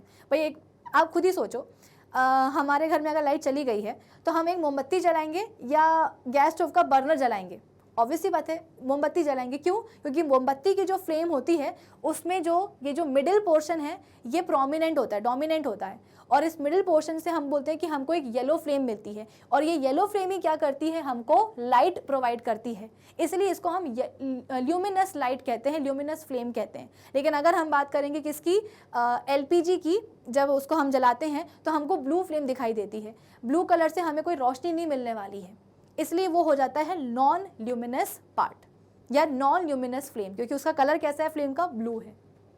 ठीक है, चलो, तो यहाँ पे फ्लेम का स्ट्रक्चर हो गया है डिस्कस, और उसके साथ में हमने अपना क्वेश्चन भी कर लिया है कंप्लीट।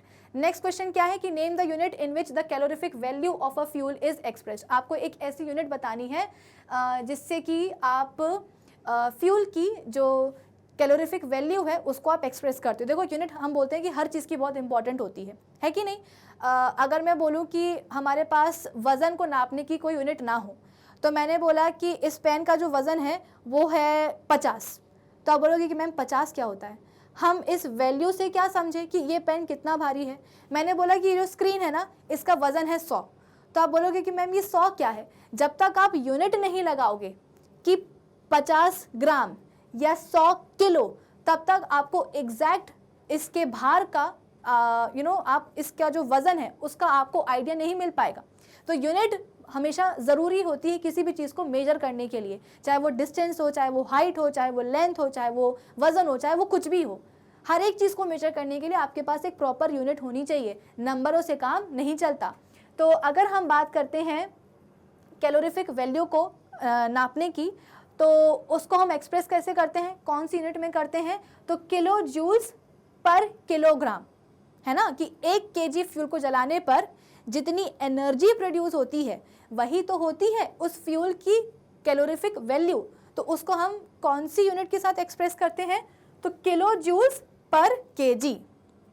ठीक है, आसान सा सवाल है, ज़्यादा कुछ एक्सप्लेनेशन है नहीं, आपको बस इतना ही लिखना है, the unit in which calorific value of a fuel is expressed is kilo joules per kilogram, कि 1 केजी में कितने किलो जूल्स एनर्जी रिलीज हुई है, कितने किलो जूल्स एनर्जी प्रोड्यूस हुई है 1 केजी ऑफ फ्यूल में को जलाने पर। ठीक है, चलो, क्वेश्चन नंबर 8 क्या है कि explain how carbon dioxide is able to control fire. तो इसको भी मैंने आपको बता दिया है कि सपोज यहाँ पे हमारे पास क्या है, फ्यूल है, और फ्यूल हम बोलते हैं कि फ्यूल अपने इग्निशन टेम्परेचर तक पहुँच जाता है, जिसके कारण इस फ्यूल की बर्निंग शुरू हो जाती है, इस फ्यूल का कंबशन शुरू हो जाता है, प्लस इस फ्यूल के कंबशन को यहाँ से ऑक्सीजन की सप्लाई भी मिल रही है। ठीक है, यहाँ से हम बोलते हैं कि ऑक्सीजन की सप्लाई भी मिल रही है। तो आपके पास यहाँ पे फ्यूल था, यानी कि एक कंबस्टिबल सब्सटेंस था, इस कंबस्टिबल सब्सटेंस को हमने क्या किया, हीट, बेसिकली इसको कहीं से हीट मिल गई, और इस हीट के कारण ये फ्यूल अपने आईटी तक पहुंच गया, इग्निशन टेम्परेचर तक पहुंच गया, जिसके कारण इसका कंबशन शुरू हो गया। अब कंबशन को सपोर्ट करने वाला जो ऑक्सीजन है वो भी इसको एयर से मिल रहा है, यानी कि कंबशन बढ़िया तरीके से चल रहा है, और इस कंबशन के कारण फायर प्रोड्यूस हो गई है। अब हमें करना क्या है, इस फायर को कंट्रोल करना है। तो हम करेंगे क्या, हम कुछ ऐसा करेंगे कि ये जो कंबशन का सपोर्टर है ना, इसकी सप्लाई टूट जाए। तो हमारे पास रेड कलर का फायर एक्सटिंग्विशर होता है जिसमें कि कार्बन डाइऑक्साइड भरी होती है। इस कार्बन डाइऑक्साइड को हम बेसिकली उस जो सिलेंडर होता है उसका हम नोज़ल हटा देते हैं, उसकी हम ऑपरेट करना उसको थोड़ा सा डिफ़िकल्ट होता है, क्योंकि वो काफ़ी प्रेशर के साथ कार्बन डाइऑक्साइड पाइप से निकलता है। तो जैसे ही कार्बन डाइऑक्साइड निकलेगी उस सिलेंडर से, तो ये कार्बन डाइऑक्साइड क्योंकि भारी होती है एयर से, तो ये हवा में जाकर के उड़ेगी नहीं, बल्कि ये इस आग के ऊपर इस तरीके का एक ब्लैंकेट बना लेगी। ठीक है, इस आग के ऊपर हम बोलते हैं कि इस तरीके का एक ब्लैंकेट बना लेगी, और इस ब्लैंकेट के कारण जो ऑक्सीजन की सप्लाई आ रही थी फ्यूल की तरफ या कंबशन को सपोर्ट करने के लिए, ये ऑक्सीजन की जो सप्लाई है ये टूट जाएगी। अब अगर ऑक्सीजन की सप्लाई ही टूट गई है, सपोर्टर की सप्लाई ही टूट गई है, तो बेचारा कंबशन बिना सपोर्टर के कहाँ तक आगे बढ़ेगा, कंबशन रुक जाएगा। और अगर कंबशन रुक जाएगा तो ये जो आग प्रोड्यूस हुई है कंबशन से वो भी अपने आप कंट्रोल में आ जाएगी। एक और चीज़ है कि ये जो कार्बन डाइऑक्साइड गैस होती है ना, ये हमारे फ्यूल को ठंडा करने का भी काम करता है। ब्लैंकेट तो इस कार्बन डाइऑक्साइड गैस ने बना ही लिया है फ्यूल के चारों तरफ, साथ ही साथ हम बोलते हैं कि उसको ठंडा करने का भी काम करता है। ठंडा करने का काम मतलब क्या, कि ये जो कार्बन डाइऑक्साइड है ना, ये हमारे फ्यूल को उसके इग्निशन टेम्परेचर के नीचे लेकर के आता है। भाई फ्यूल ने जब ही जलना शुरू किया था, उसका कंबशन तभी स्टार्ट हुआ था जब वो अपने आईटी तक पहुंचा था। कार्बन डाइऑक्साइड गैस ने क्या किया, ब्लैंकेट तो बना ही लिया, ऑक्सीजन की सप्लाई तो तोड़ ही दी, साथ ही साथ फ्यूल को ठंडा भी किया, यानी कि उसको उसके इग्निशन टेम्परेचर के नीचे उतार के लेकर के आ गया। और जैसे ही फ्यूल अपने आईटी के नीचे आएगा, अपने आप उसका कंबशन रुक जाएगा। तो दो फायदे होते हैं। So, as carbon dioxide is heavier than oxygen, it forms a blanket around fire, because of which the supply of air is stopped. Moreover, it brings down the temperature of the burning substance. In these ways, it plays a significant role in controlling fire. तो दो फायदे हैं, blanket बना लेगा, O2 की supply तोड़ेगा, plus fuel को ठंडा करने की कोशिश करेगा, उसको उसके इग्निशन टेम्परेचर के नीचे उतार करके लेके आएगा, जिसके हेल्प से कंबशन की प्रोसेस रुक जाएगी। अब नेक्स्ट क्वेश्चन क्या है कि it is difficult to burn a heap of green leaves but dry leaves catch fire easily, explain.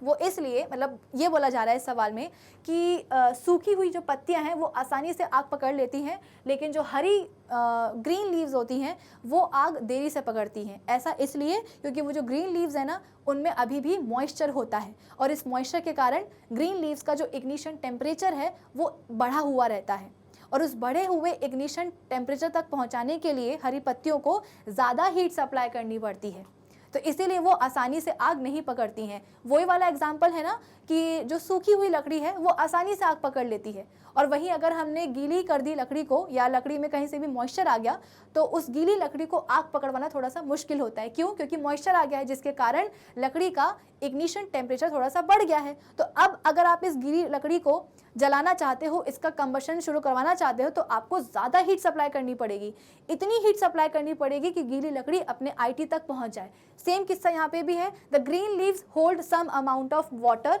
या मॉइस्चर, सो इसका जो इग्निशन टेम्परेचर है वो बढ़ जाता है, and it does not burn easily. On the other hand जो dry leaves हैं वो वाटरलेस हैं, उनमें मॉइस्चर नहीं है, तो वो आसानी से आग पकड़ लेती हैं, क्योंकि having low ignition temperature. Easy था ये वाला क्वेश्चन भी। चलो अब इसके बाद में नेक्स्ट क्वेश्चन क्या है कि which zone of a flame does a goldsmith use for melting gold and silver and why. Flame के हमने अभी अभी 3 जोन डिस्कस करे हैं, innermost, middle and outer zone. तो जो सोनार है वो गोल्ड और सिल्वर को मेल्ट करने के लिए कौन सा वाला जोन यूज़ करेगा? तो मेरे हिसाब से जो सबसे आउटर मोस्ट जोन है वो ही गोल्ड स्मिथ यूज़ करेगा। क्यों यूज़ करेगा? क्योंकि अभी अभी हमने क्या पढ़ा था कि जो आउटर मोस्ट जोन होता है वो क्या है, हॉटेस्ट पार्ट होता है, सबसे गर्म जोन होता है। यहाँ पे टेम्परेचर हम बोलते हैं कि ज़्यादा होता है, प्लस हम बोलते हैं कि टेम्परेचर ज़्यादा क्यों है इस आउटर मोस्ट जोन का? क्योंकि यहाँ पे कंप्लीट कंबशन हो रहा है, जो भी फ्यूल की वेपर्स हैं उनका कंप्लीट कंबशन होता है, क्योंकि यहाँ पे इनफ ऑक्सीजन सप्लाई आती है, इनफ O2 की सप्लाई के कारण जो भी कंबशन होता है फ्यूल की वेपर्स का वो कंप्लीट होता है, जिसके कारण ज़्यादा हीट निकलती है, और जिसके कारण ये वाला जो जोन है वो काफ़ी, उसका टेम्परेचर काफ़ी ज़्यादा गर्म होता है। तो अगर गोल्ड स्मिथ को गोल्ड और सिल्वर को मेल्ट करवाना है तो वो डेफिनेटली कैंडल का जो आउटर मोस्ट जोन है उसी को यूज़ करेगा, क्योंकि उसका टेम्परेचर ज़्यादा होता है, तो ज्वेलरी या गोल्ड और सिल्वर ज़्यादा जल्दी मेल्ट होगा। So a goldsmith uses the outermost zone of a flame which is non-luminous, जो कि luminous नहीं होती है ना, कोई हमें रोशनी नहीं देती है। जो मिडिल जोन है जिसकी हम बोलते हैं, जो कि येलो कलर का होता है, वो ल्यूमिनस जोन होता है, क्योंकि येलो कलर की जो फ्लेम है वही हमें लाइट प्रोवाइड करती है, वही रोशनी मिलती है, वही हमें रोशनी देती है। To melt gold and silver as it is the hottest zone of the flame having more temperature. तो रीज़न वही है कि आउटर मोस्ट जोन का टेम्परेचर सबसे ज़्यादा होता है तीनों जोन से अगर कंपेयर किया जाए, इसीलिए सोनार गोल्ड और सिल्वर को मेल्ट करवाने के लिए आउटर मोस्ट जोन ही यूज़ करेगा फ्लेम का। फिर क्या है इन एन एक्सपेरिमेंट। अच्छा, ये वाला क्वेश्चन तो हम ऑलरेडी अपने एक सेशन में कवर कर चुके हैं, एक बार फिर से देख लेते हैं कि एक एक्सपेरिमेंट है जिसमें कि हमने 4.5 किलो फ्यूल को कम्प्लीटली बर्न किया है, जिसके कारण 1,80,000 किलो जूल्स एनर्जी प्रोड्यूस हुई है। Calculate the calorific value of fuel. तो इसको हम कैसे कैलकुलेट करते हैं? हमें गिवन क्या क्या चीज़ें हैं, हमें सिर्फ इतना बताया गया है कि 4.5 kg फ्यूल को जब हमने जलाया तो उससे हीट कितनी प्रोड्यूस हुई, 1,80,000, ठीक है ना, 1,80,000 किलो जूल्स एनर्जी जो है प्रोड्यूस हुई है। अब इसके बाद में नेक्स्ट चीज़ हमसे क्या बोली गई है कि इस फ्यूल की कैलोरीफिक वैल्यू हमें कैलकुलेट करना है। अब ये कैलोरीफिक वैल्यू होती क्या है किसी भी फ्यूल की, कि 1 केजी फ्यूल को जब आप बर्न करते हो तो कितनी एनर्जी प्रोड्यूस होती है, वही उस फ्यूल की कैलोरीफिक वैल्यू होती है। तो यहाँ पे जो हमारे पास चीज़ें गिवन है उसी से इस सवाल को हम सॉल्व करेंगे। हमें इतना पता है ना कि 4.5 किलो जब हमने इस फ्यूल को जलाया तो कितनी एनर्जी रिलीज हुई। तो अब हम क्या करेंगे कि 1 केजी इस फ्यूल को जब हम जलाएंगे तो कितनी एनर्जी प्रोड्यूस होगी, उसको हम मान लेते हैं क्या, x। इतना जलाया तो इतनी एनर्जी निकली, ये ऑलरेडी हमको सवाल में गिवन है। हमसे पूछा ये गया है कि जब आप 1 किलो फ्यूल को जलाओगे तो कितनी एनर्जी निकलेगी, तो हमने मान लिया उसको कितनी x किलो जूल्स निकलेगी। अब हम करेंगे क्या, क्रॉस मल्टीप्लिकेशन कर देंगे, x गया यहाँ पे, 1 kg यहाँ पे गया, हुआ कितना 4.5 into X is equals to 1,80,000, यहाँ पे हमने लिख दिया इंटू 1। अब x की वैल्यू को निकालने के लिए हम क्या करेंगे, 1,80,000 को डिवाइड कर देंगे किसके साथ, 4.5 के साथ, तो आपके पास यहाँ पे आ जाएगा आंसर कितना, 40,000 किलो जूल्स। तो आपके पास सेम फ्यूल की जब हमने 1 केजी क्वांटिटी ली है तो उस 1 केजी क्वांटिटी को जलाने पर कितनी एनर्जी निकलेगी, 40,000 किलो जूल्स। इसका मतलब क्या कि इस फ्यूल की, गिवन फ्यूल की जो कैलोरीफिक वैल्यू है वो कितनी है, 40,000 किलो जूल्स पर केजी। कैसे निकाला हमने, जो भी वैल्यू दी गई हैं उसी से निकाल लिया कि इतना जलाने पर इतनी एनर्जी रिलीज होगी, तो इसको जलाने पर कितनी एनर्जी रिलीज होगी, तो 40,000 किलो जूल्स। तो कैलोरीफिक वैल्यू क्या हो जाएगी, 40,000 kilo joules per KG. Easy था। चलो अब हम आ जाते हैं अपने नेक्स्ट क्वेश्चन के ऊपर कि can the process of rusting be called combustion. Discuss, यानी कि रस्टिंग की जो प्रोसेस होती है क्या आप उसको कंबशन की प्रोसेस बोल सकते हो, हाँ बोल सकते हैं। ये हम ऑलरेडी डिस्कस कर चुके हैं कि the process of rusting emits heat during the formation of its oxide. हम सबको पता है कि रस्टिंग की प्रोसेस में होता क्या है। रस्टिंग की प्रोसेस में हम बोलते हैं कि जो आयरन है वो जो मॉइस्ट एयर होती है, मॉइस्ट एयर मतलब क्या, एक ऐसी एयर जिसमें ऑक्सीजन तो है ही, साथ ही साथ थोड़ा बहुत क्या है, मॉइस्चर भी है। तो जब आयरन मॉइस्ट एयर के साथ में रिएक्शन करती है तो वो क्या बना लेती है, आयरन ऑक्साइड बना लेती है, जिसका कलर कैसा होता है, रेडिश ब्राउन होता है, और इसी को हम क्या बोलते हैं, रस्ट बोलते हैं। तो यहाँ पे हमने हमेशा क्या पढ़ा है कि कंबशन की प्रोसेस में होता क्या है कि सब्सटेंस से ऑक्सीजन आकर के चिपक जाती है। तो यहाँ पे भी तो यही हुआ है, हमारे पास सब्सटेंस आयरन था और इससे ऑक्सीजन आकर के चिपक गई है, तो यहाँ पे भी हम बोलते हैं ऑक्सीडेशन हो रहा है। तो डेफिनेटली ये क्या है, कंबशन की एक प्रोसेस है। लेकिन हाँ, इस कंबशन की प्रोसेस में हम बोलते हैं कि कोई लाइट प्रोड्यूस नहीं होती है। हमने ये क्या सीखा है कि जब भी किसी सब्सटेंस से आकर के ऑक्सीजन कंबाइन होती है कंबशन की प्रोसेस में, एनर्जी रिलीज होती है इन the form of heat and light. तो यहाँ पे भी कंबशन हो रहा है लेकिन कोई लाइट प्रोड्यूस नहीं हो रही है, हीट प्रोड्यूस होगी, वो भी बहुत ही स्मॉल क्वांटिटी में, इसीलिए इसको हम एक स्लो कंबशन की प्रोसेस कहते हैं। The process of rusting emits heat during the formation of its oxide, so we can call the process of rusting as a slow combustion. ये एक स्लो कंबशन है, कोई लाइट प्रोड्यूस नहीं होगी, इसको आप याद रखिएगा। मतलब ऐसा नहीं है कि किसी लोहे की चीज़ पे जंग लग रही है तो जो वहाँ से जो है ना लाइट निकल रही है, ऐसा नहीं होगा। कंबशन की प्रोसेस तो है लेकिन कोई लाइट नहीं निकलेगी, हीट थोड़ी बहुत निकलेगी, क्योंकि वहाँ पे ऑब्वियस सी बात है ऑक्सीजन का रिएक्शन हो रहा है किसके साथ, आयरन के साथ, लोहे के साथ। चलिए फिर इसके बाद में नेक्स्ट क्वेश्चन क्या है, नेक्स्ट क्वेश्चन है कि Abida and Ramesh were doing an experiment in which water was to be heated in a beaker. Abida kept the beaker near the wick of the yellow part of the candle flame. Ramesh kept the beaker in the outermost part of the flame whose water will get heated in a shorter time. तो अबीदा ने क्या किया, candle का जो yellow वाला portion है या जो येलो वाला जोन है वहाँ पे उसने बीकर रखा है पानी को गर्म करने के लिए, और रमेश ने जो आउटर मोस्ट पार्ट है फ्लेम का वहाँ रखा है। तो मेरे हिसाब से तो रमेश के बीकर का जो पानी है वो पहले गर्म होगा। क्यों? क्योंकि हमने अभी अभी देखा है कि फ्लेम का जो आउटर मोस्ट पोर्शन होता है, जो आउटर मोस्ट जोन होता है, उसका टेम्परेचर सबसे ज़्यादा होता है एज़ कम्पेयर टू मिडिल और इनर मोस्ट जोन।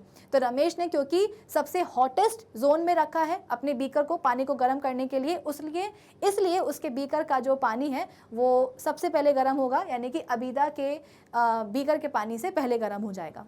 ठीक है, चलिए तो इसी के साथ में हमारे इस चैप्टर के जो एक्सरसाइज क्वेश्चंस हैं वो कंप्लीट हो गए हैं।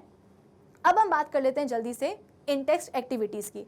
तो ये वाली एक्टिविटी आपके एनसीईआरटी टेक्स्ट बुक के पेज नंबर 65 पे दी गई है कि collect some materials like straw, matchstick, kerosene oil, paper, iron nails, Stone pieces, glass, etc. under the supervision of your teacher.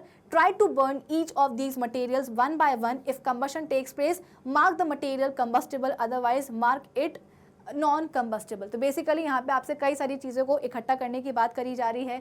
Glass ले लो, स्टोन पीसेस ले लो, केरोसिन ऑयल ले लो, match stick ले लो, स्ट्रॉ यानी कि सूखी घास ले लो। इन सब चीज़ों को आपको कलेक्ट करना है अपने टीचर के सुपरविजन में और इन सब चीज़ों को एक एक करके वन बाय वन जलाने की कोशिश करनी है। जो चीज़ें जलेंगी वो हो जाएंगी कंबस्टेबल चीज़ें, जो नहीं जलेंगी वो हो जाएंगी नॉन कंबस्टेबल मटेरियल्स, ठीक है।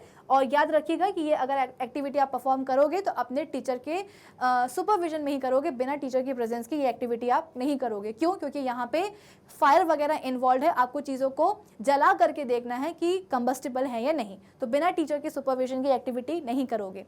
आंसर मैं आपको बता देती हूँ, लकड़ी कंबस्टेबल होगी, पेपर कंबस्टेबल होगा, आयरन नेल्स नॉन कंबस्टेबल होगी, केरोसिन ऑयल कंबस्टेबल होगा, स्टोन पीस यानी कि पत्थर का टुकड़ा नॉन कंबस्टेबल होगा, स्ट्रॉ यानी कि सूखी घास कंबस्टेबल होगी, चारकोल कंबस्टेबल होगा, मैच स्टिक कंबस्टेबल होगी, ग्लास क्या होगा? नॉन कंबस्टेबल होगा।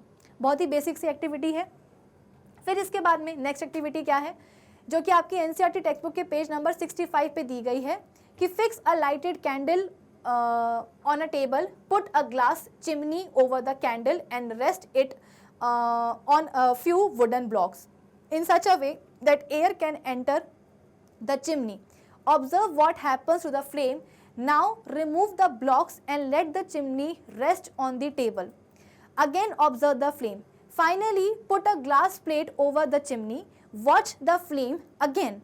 What happens in the three cases? Basically आपने करा क्या, आपने एक जलती हुई कैंडल ली है और उसको टेबल पे रख दिया, ठीक है, और उसके ऊपर आपने एक ग्लास की चिमनी यानी कि आपने एक ग्लास का बेसिकली सिलेंडर लिया हुआ है, ठीक है, और आपने उस ग्लास के सिलेंडर को अपने कैंडल के ऊपर रख दिया है ताकि वो जो ग्लास का जो सिलेंडर है वो आपके कैंडल को सराउंड कर ले, घेर ले, ठीक है।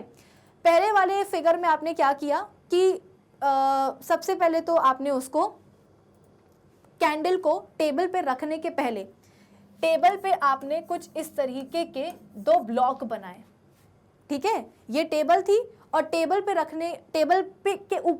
के ऊपर आपने इस तरीके के दो ब्लॉक बनाए, ठीक है, और इन दो ब्लॉक्स के ऊपर आपने रखा है क्या, ये अपना सिलेंडर, ठीक है। और टेबल भी हम बनाई देते हैं, चलो ये क्या है, हमारी एक टेबल है, ठीक है। इस टेबल के ऊपर हमने यहाँ पे क्या रखी हुई है, अपनी कैंडल रखी हुई है।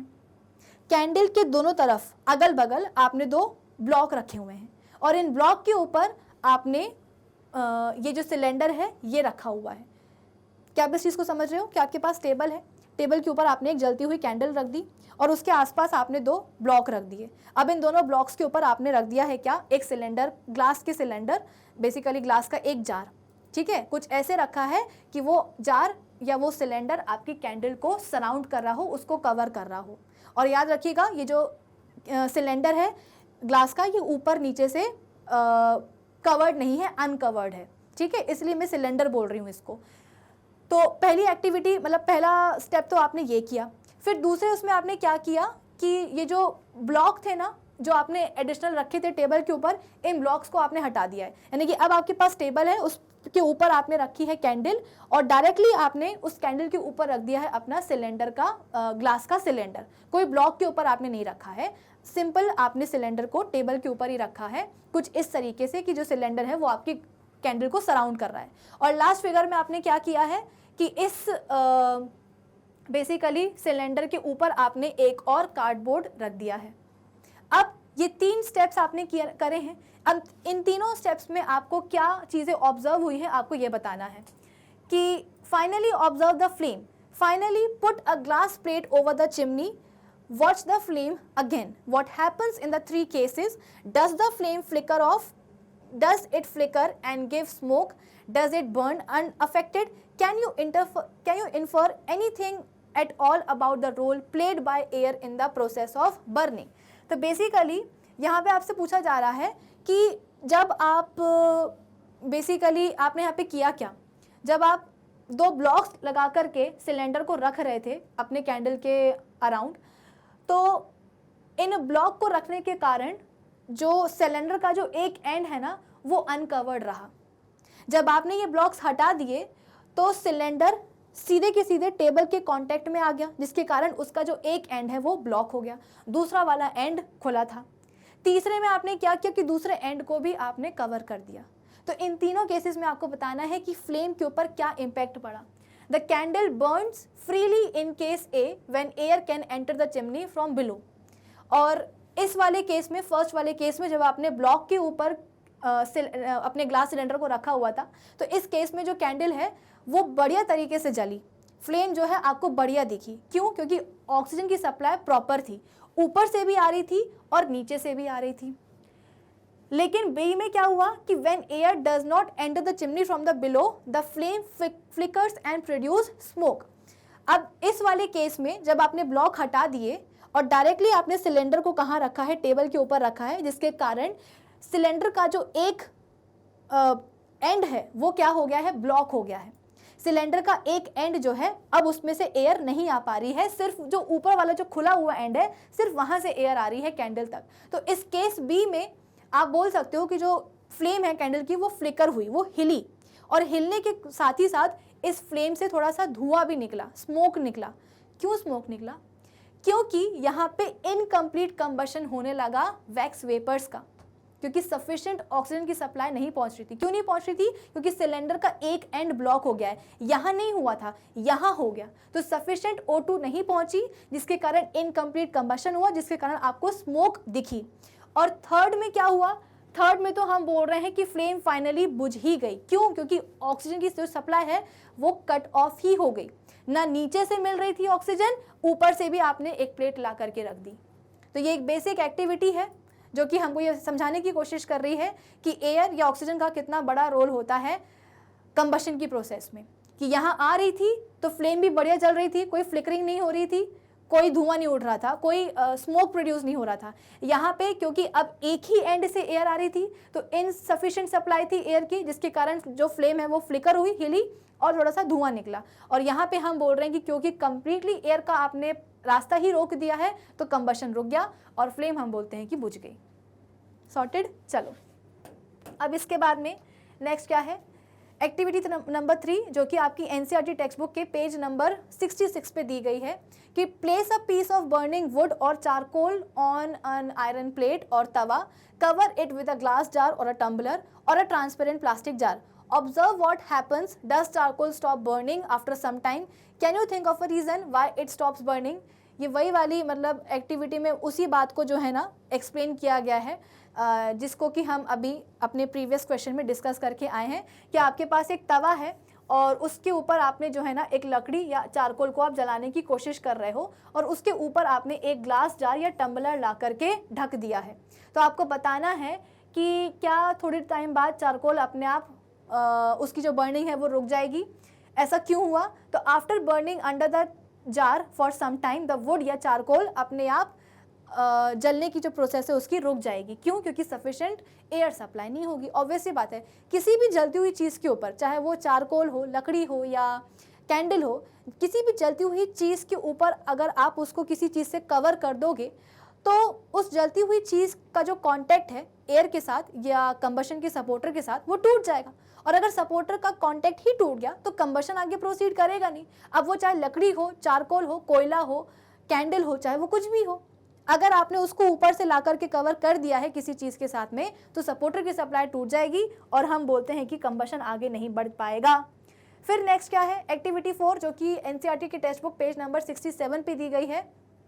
Make 2 paper cups by folding a sheet of paper, pour about 50 ml of water in one of the cups, heat both the cups separately with a candle, what do you observe। यानी कि आपने paper को fold करके आपने 2 paper cups जो है ना बना लिए हैं।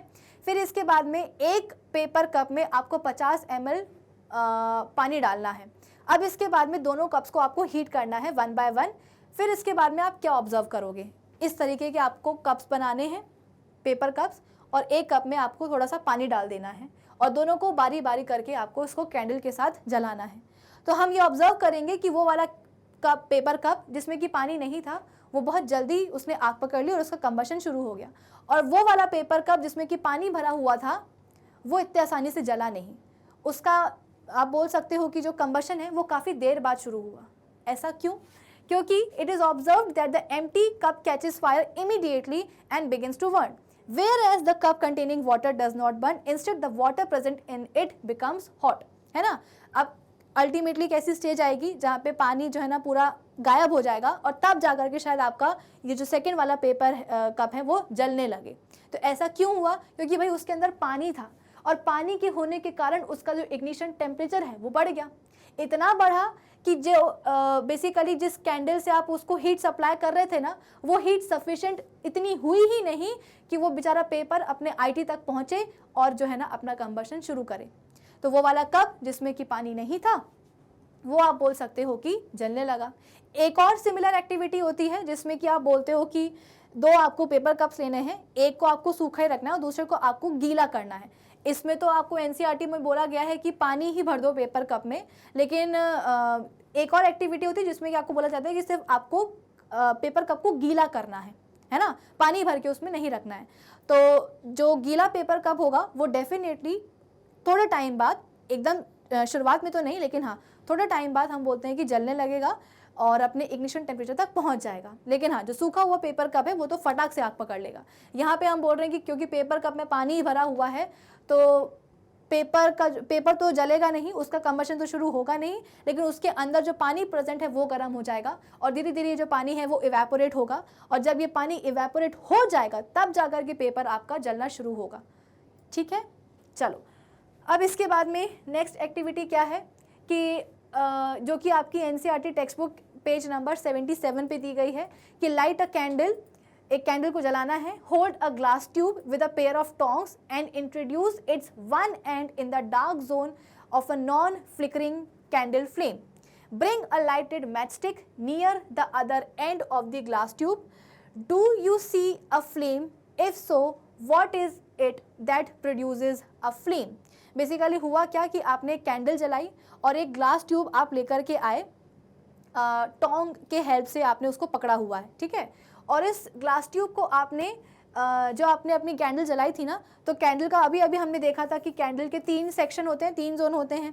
तो यहाँ पे आप बोल सकते हो कि जो आप ग्लास ट्यूब लेकर के आए हो उसको आपने फ्लेम में तो डाला है, लेकिन कहाँ रखा है, फ्लेम के कौन से वाले जोन में रखा है, तो जो डार्क जोन है यानी कि जो इनर मोस्ट जोन है फ्लेम का, वहाँ पे आपने ग्लास ट्यूब को रखा हुआ है। ठीक है, सपोज ये आपकी फ्लेम है और ये क्या है, आपकी फ्लेम का डार्क जोन है। इस डार्क जोन के अंदर आपने क्या रखा हुआ है, ये ग्लास की ट्यूब रखी हुई है। अब इसके बाद में क्या बोला जा रहा है हमसे कि इसी ग्लास ट्यूब के दूसरे एंड पर हम एक लाइटेड यानी कि जलती हुई मैच स्टिक लेकर के आएंगे। तो आपको पिक्चर में भी दिखाई दे रहा होगा कि ये रही ग्लास ट्यूब और ग्लास ट्यूब के दूसरे एंड पर हम एक जलती हुई माचिस लेकर के आए हैं। तो पूछा क्या जा रहा है हमसे कि do you see a flame, क्या आपको कोई फ्लेम दिखाई दे रही है, if so what is it that produces a flame. तो बहुत ही आसान सा जवाब है इसका कि हाँ भाई हमको फ्लेम दिखाई देगी। और प्रोड्यूस किसने किया है उस फ्लेम को, तो जो वेपोराइज्ड वैक्स है ना उस कैंडल की, मैंने आपको पहले भी बताया था कि कैंडल में 2 चीज़ें होती हैं, एक तो वैक्स और एक उसकी विक यानी कि उसकी बत्ती। कैंडल की जो वैक्स है वही वैक्स फ्यूल का काम करती है और इसी फ्यूल की हम बोलते हैं कि यानी कि वैक्स की वेपर्स बनती है जिसके कारण आपको फ्लेम दिखाई देती है। तो फ्लेम आपको दिखाई क्यों दी है, क्योंकि कैंडल की जो वेपोराइज्ड वैक्स है उसने फ्लेम को प्रोड्यूस किया है। इतना आसान सा है ये क्या एक्टिविटी। चलिए, तो इसी के साथ में हमारे एक्सरसाइज क्वेश्चंस होते हैं ख़त्म और जो इन टेक्स्ट एक्टिविटीज़ हैं उनको भी हमने कर लिया है डिस्कस। अब हम एक और छोटी सी बात कर लेते हैं। कई बार आप लोगों की छोटी सी कंप्लेन होती है कि मैम यूट्यूब पे ना प्लेलिस्ट ठीक से अरेंज नहीं है, लेक्चर्स के जो सीक्वेंस है वो थोड़े से गड़बड़ हो गए हैं, बहुत ही कन्फ्यूजन हो रही है, आखिर हम करें तो करें क्या। और इसका बहुत ही सिंपल सा सल्यूशन है। जैसे कि मैं आपसे हमेशा बोलती हूँ कि हमारी जो ऑफिशियल वेबसाइट है मैग्नेट ब्रेन्स की, magnetbrains.com, उसको आप जाकर के विजिट करिए। आपको करना क्या है, आपको जाना है गूगल पे आपको डालना है magnetbrains.com और जैसे आप उसको सर्च करोगे तो हमारी जो ऑफिशियल वेबसाइट है कुछ इस तरीके से खुल के आ जाएगी। ठीक है, इस ऑफिशियल वेबसाइट में सबसे पहले आपको दिखाई देगा ये फ्रंट पेज जहाँ पे लिखा होगा the magnet brains education platform. अब इस पेज को जैसे आप और एक्सप्लोर करोगे आपको नीचे की तरफ यहाँ पे दिखाई देंगे एक्सप्लोर टॉप कोर्सेज, जहाँ पे आपको क्लास 12th से लेकर के क्लास 1st तक के सभी कोर्सेज होंगे अवेलेबल। और अगर आपको क्या करना है क्लास 8 साइंस का, यानी कि मेरा आपको कोई लेक्चर देखना है, तो आप क्या करोगे, यहाँ पे क्लास 8 लिखा हुआ है ना, क्लास 8 पे जाकर के आप क्लिक करोगे। जैसे ही आप क्लिक करोगे तो आपके सामने जो भी क्लास 8 साइंस के चैप्टर्स अभी तक हमने पढ़ लिए हैं, वो सभी के सभी चैप्टर्स आपके सामने हो जाएंगे अवेलेबल। ठीक है, स्टार्ट होगा किसके साथ, चैप्टर नंबर 1 क्रॉप प्रोडक्शन और मैनेजमेंट के साथ। ठीक है, यहाँ पे आपको दिखाई देगा कि भाई यहाँ पे टोटल कितने लेक्चर्स हैं, इस चैप्टर के 14 लेक्चर्स हैं। तो जैसे ही आप फर्स्ट लेक्चर के ऊपर क्लिक करोगे तो जो लेक्चर है वो स्टार्ट हो जाएगा, यानी कि क्रॉप प्रोडक्शन एंड मैनेजमेंट का जो इंट्रोडक्शन वाला वीडियो है वो यहाँ पे शुरू हो जाएगा। ठीक है, तो फ़ायदा ये है हमारी ऑफिशियल वेबसाइट को यूज़ करने का कि यहाँ पे आपको सभी चैप्टर्स के जितने भी लेक्चर्स हैं ना, वो एकदम प्रॉपरली आपको सीक्वेंस में अरेंज्ड मिलेंगे।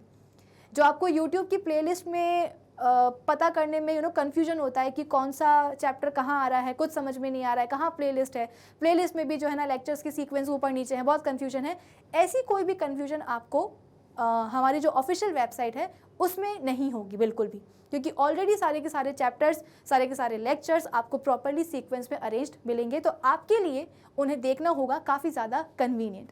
तो अब हम मिलेंगे अपने नेक्स्ट सेशन में, और नेक्स्ट सेशन में प्रोबेबली हम डिस्कस करेंगे अपना नेक्स्ट चैप्टर। तब तक आप क्या करेंगे, हमारी यही ऑफिशियल वेबसाइट magnetbrains.com इसे विजिट कर लीजिएगा, जहाँ पे आपको सभी चैप्टर्स के वीडियो लेक्चर्स मिलेंगे प्रॉपरली प्लेलिस्ट में अरेंज्ड, साथ ही साथ सभी टॉपिक्स के वहाँ पे आपको होंगे नोट्स भी available. So do visit our official website magnetbrains.com। Till then keep learning with Magnet Brains. Thank you for watching.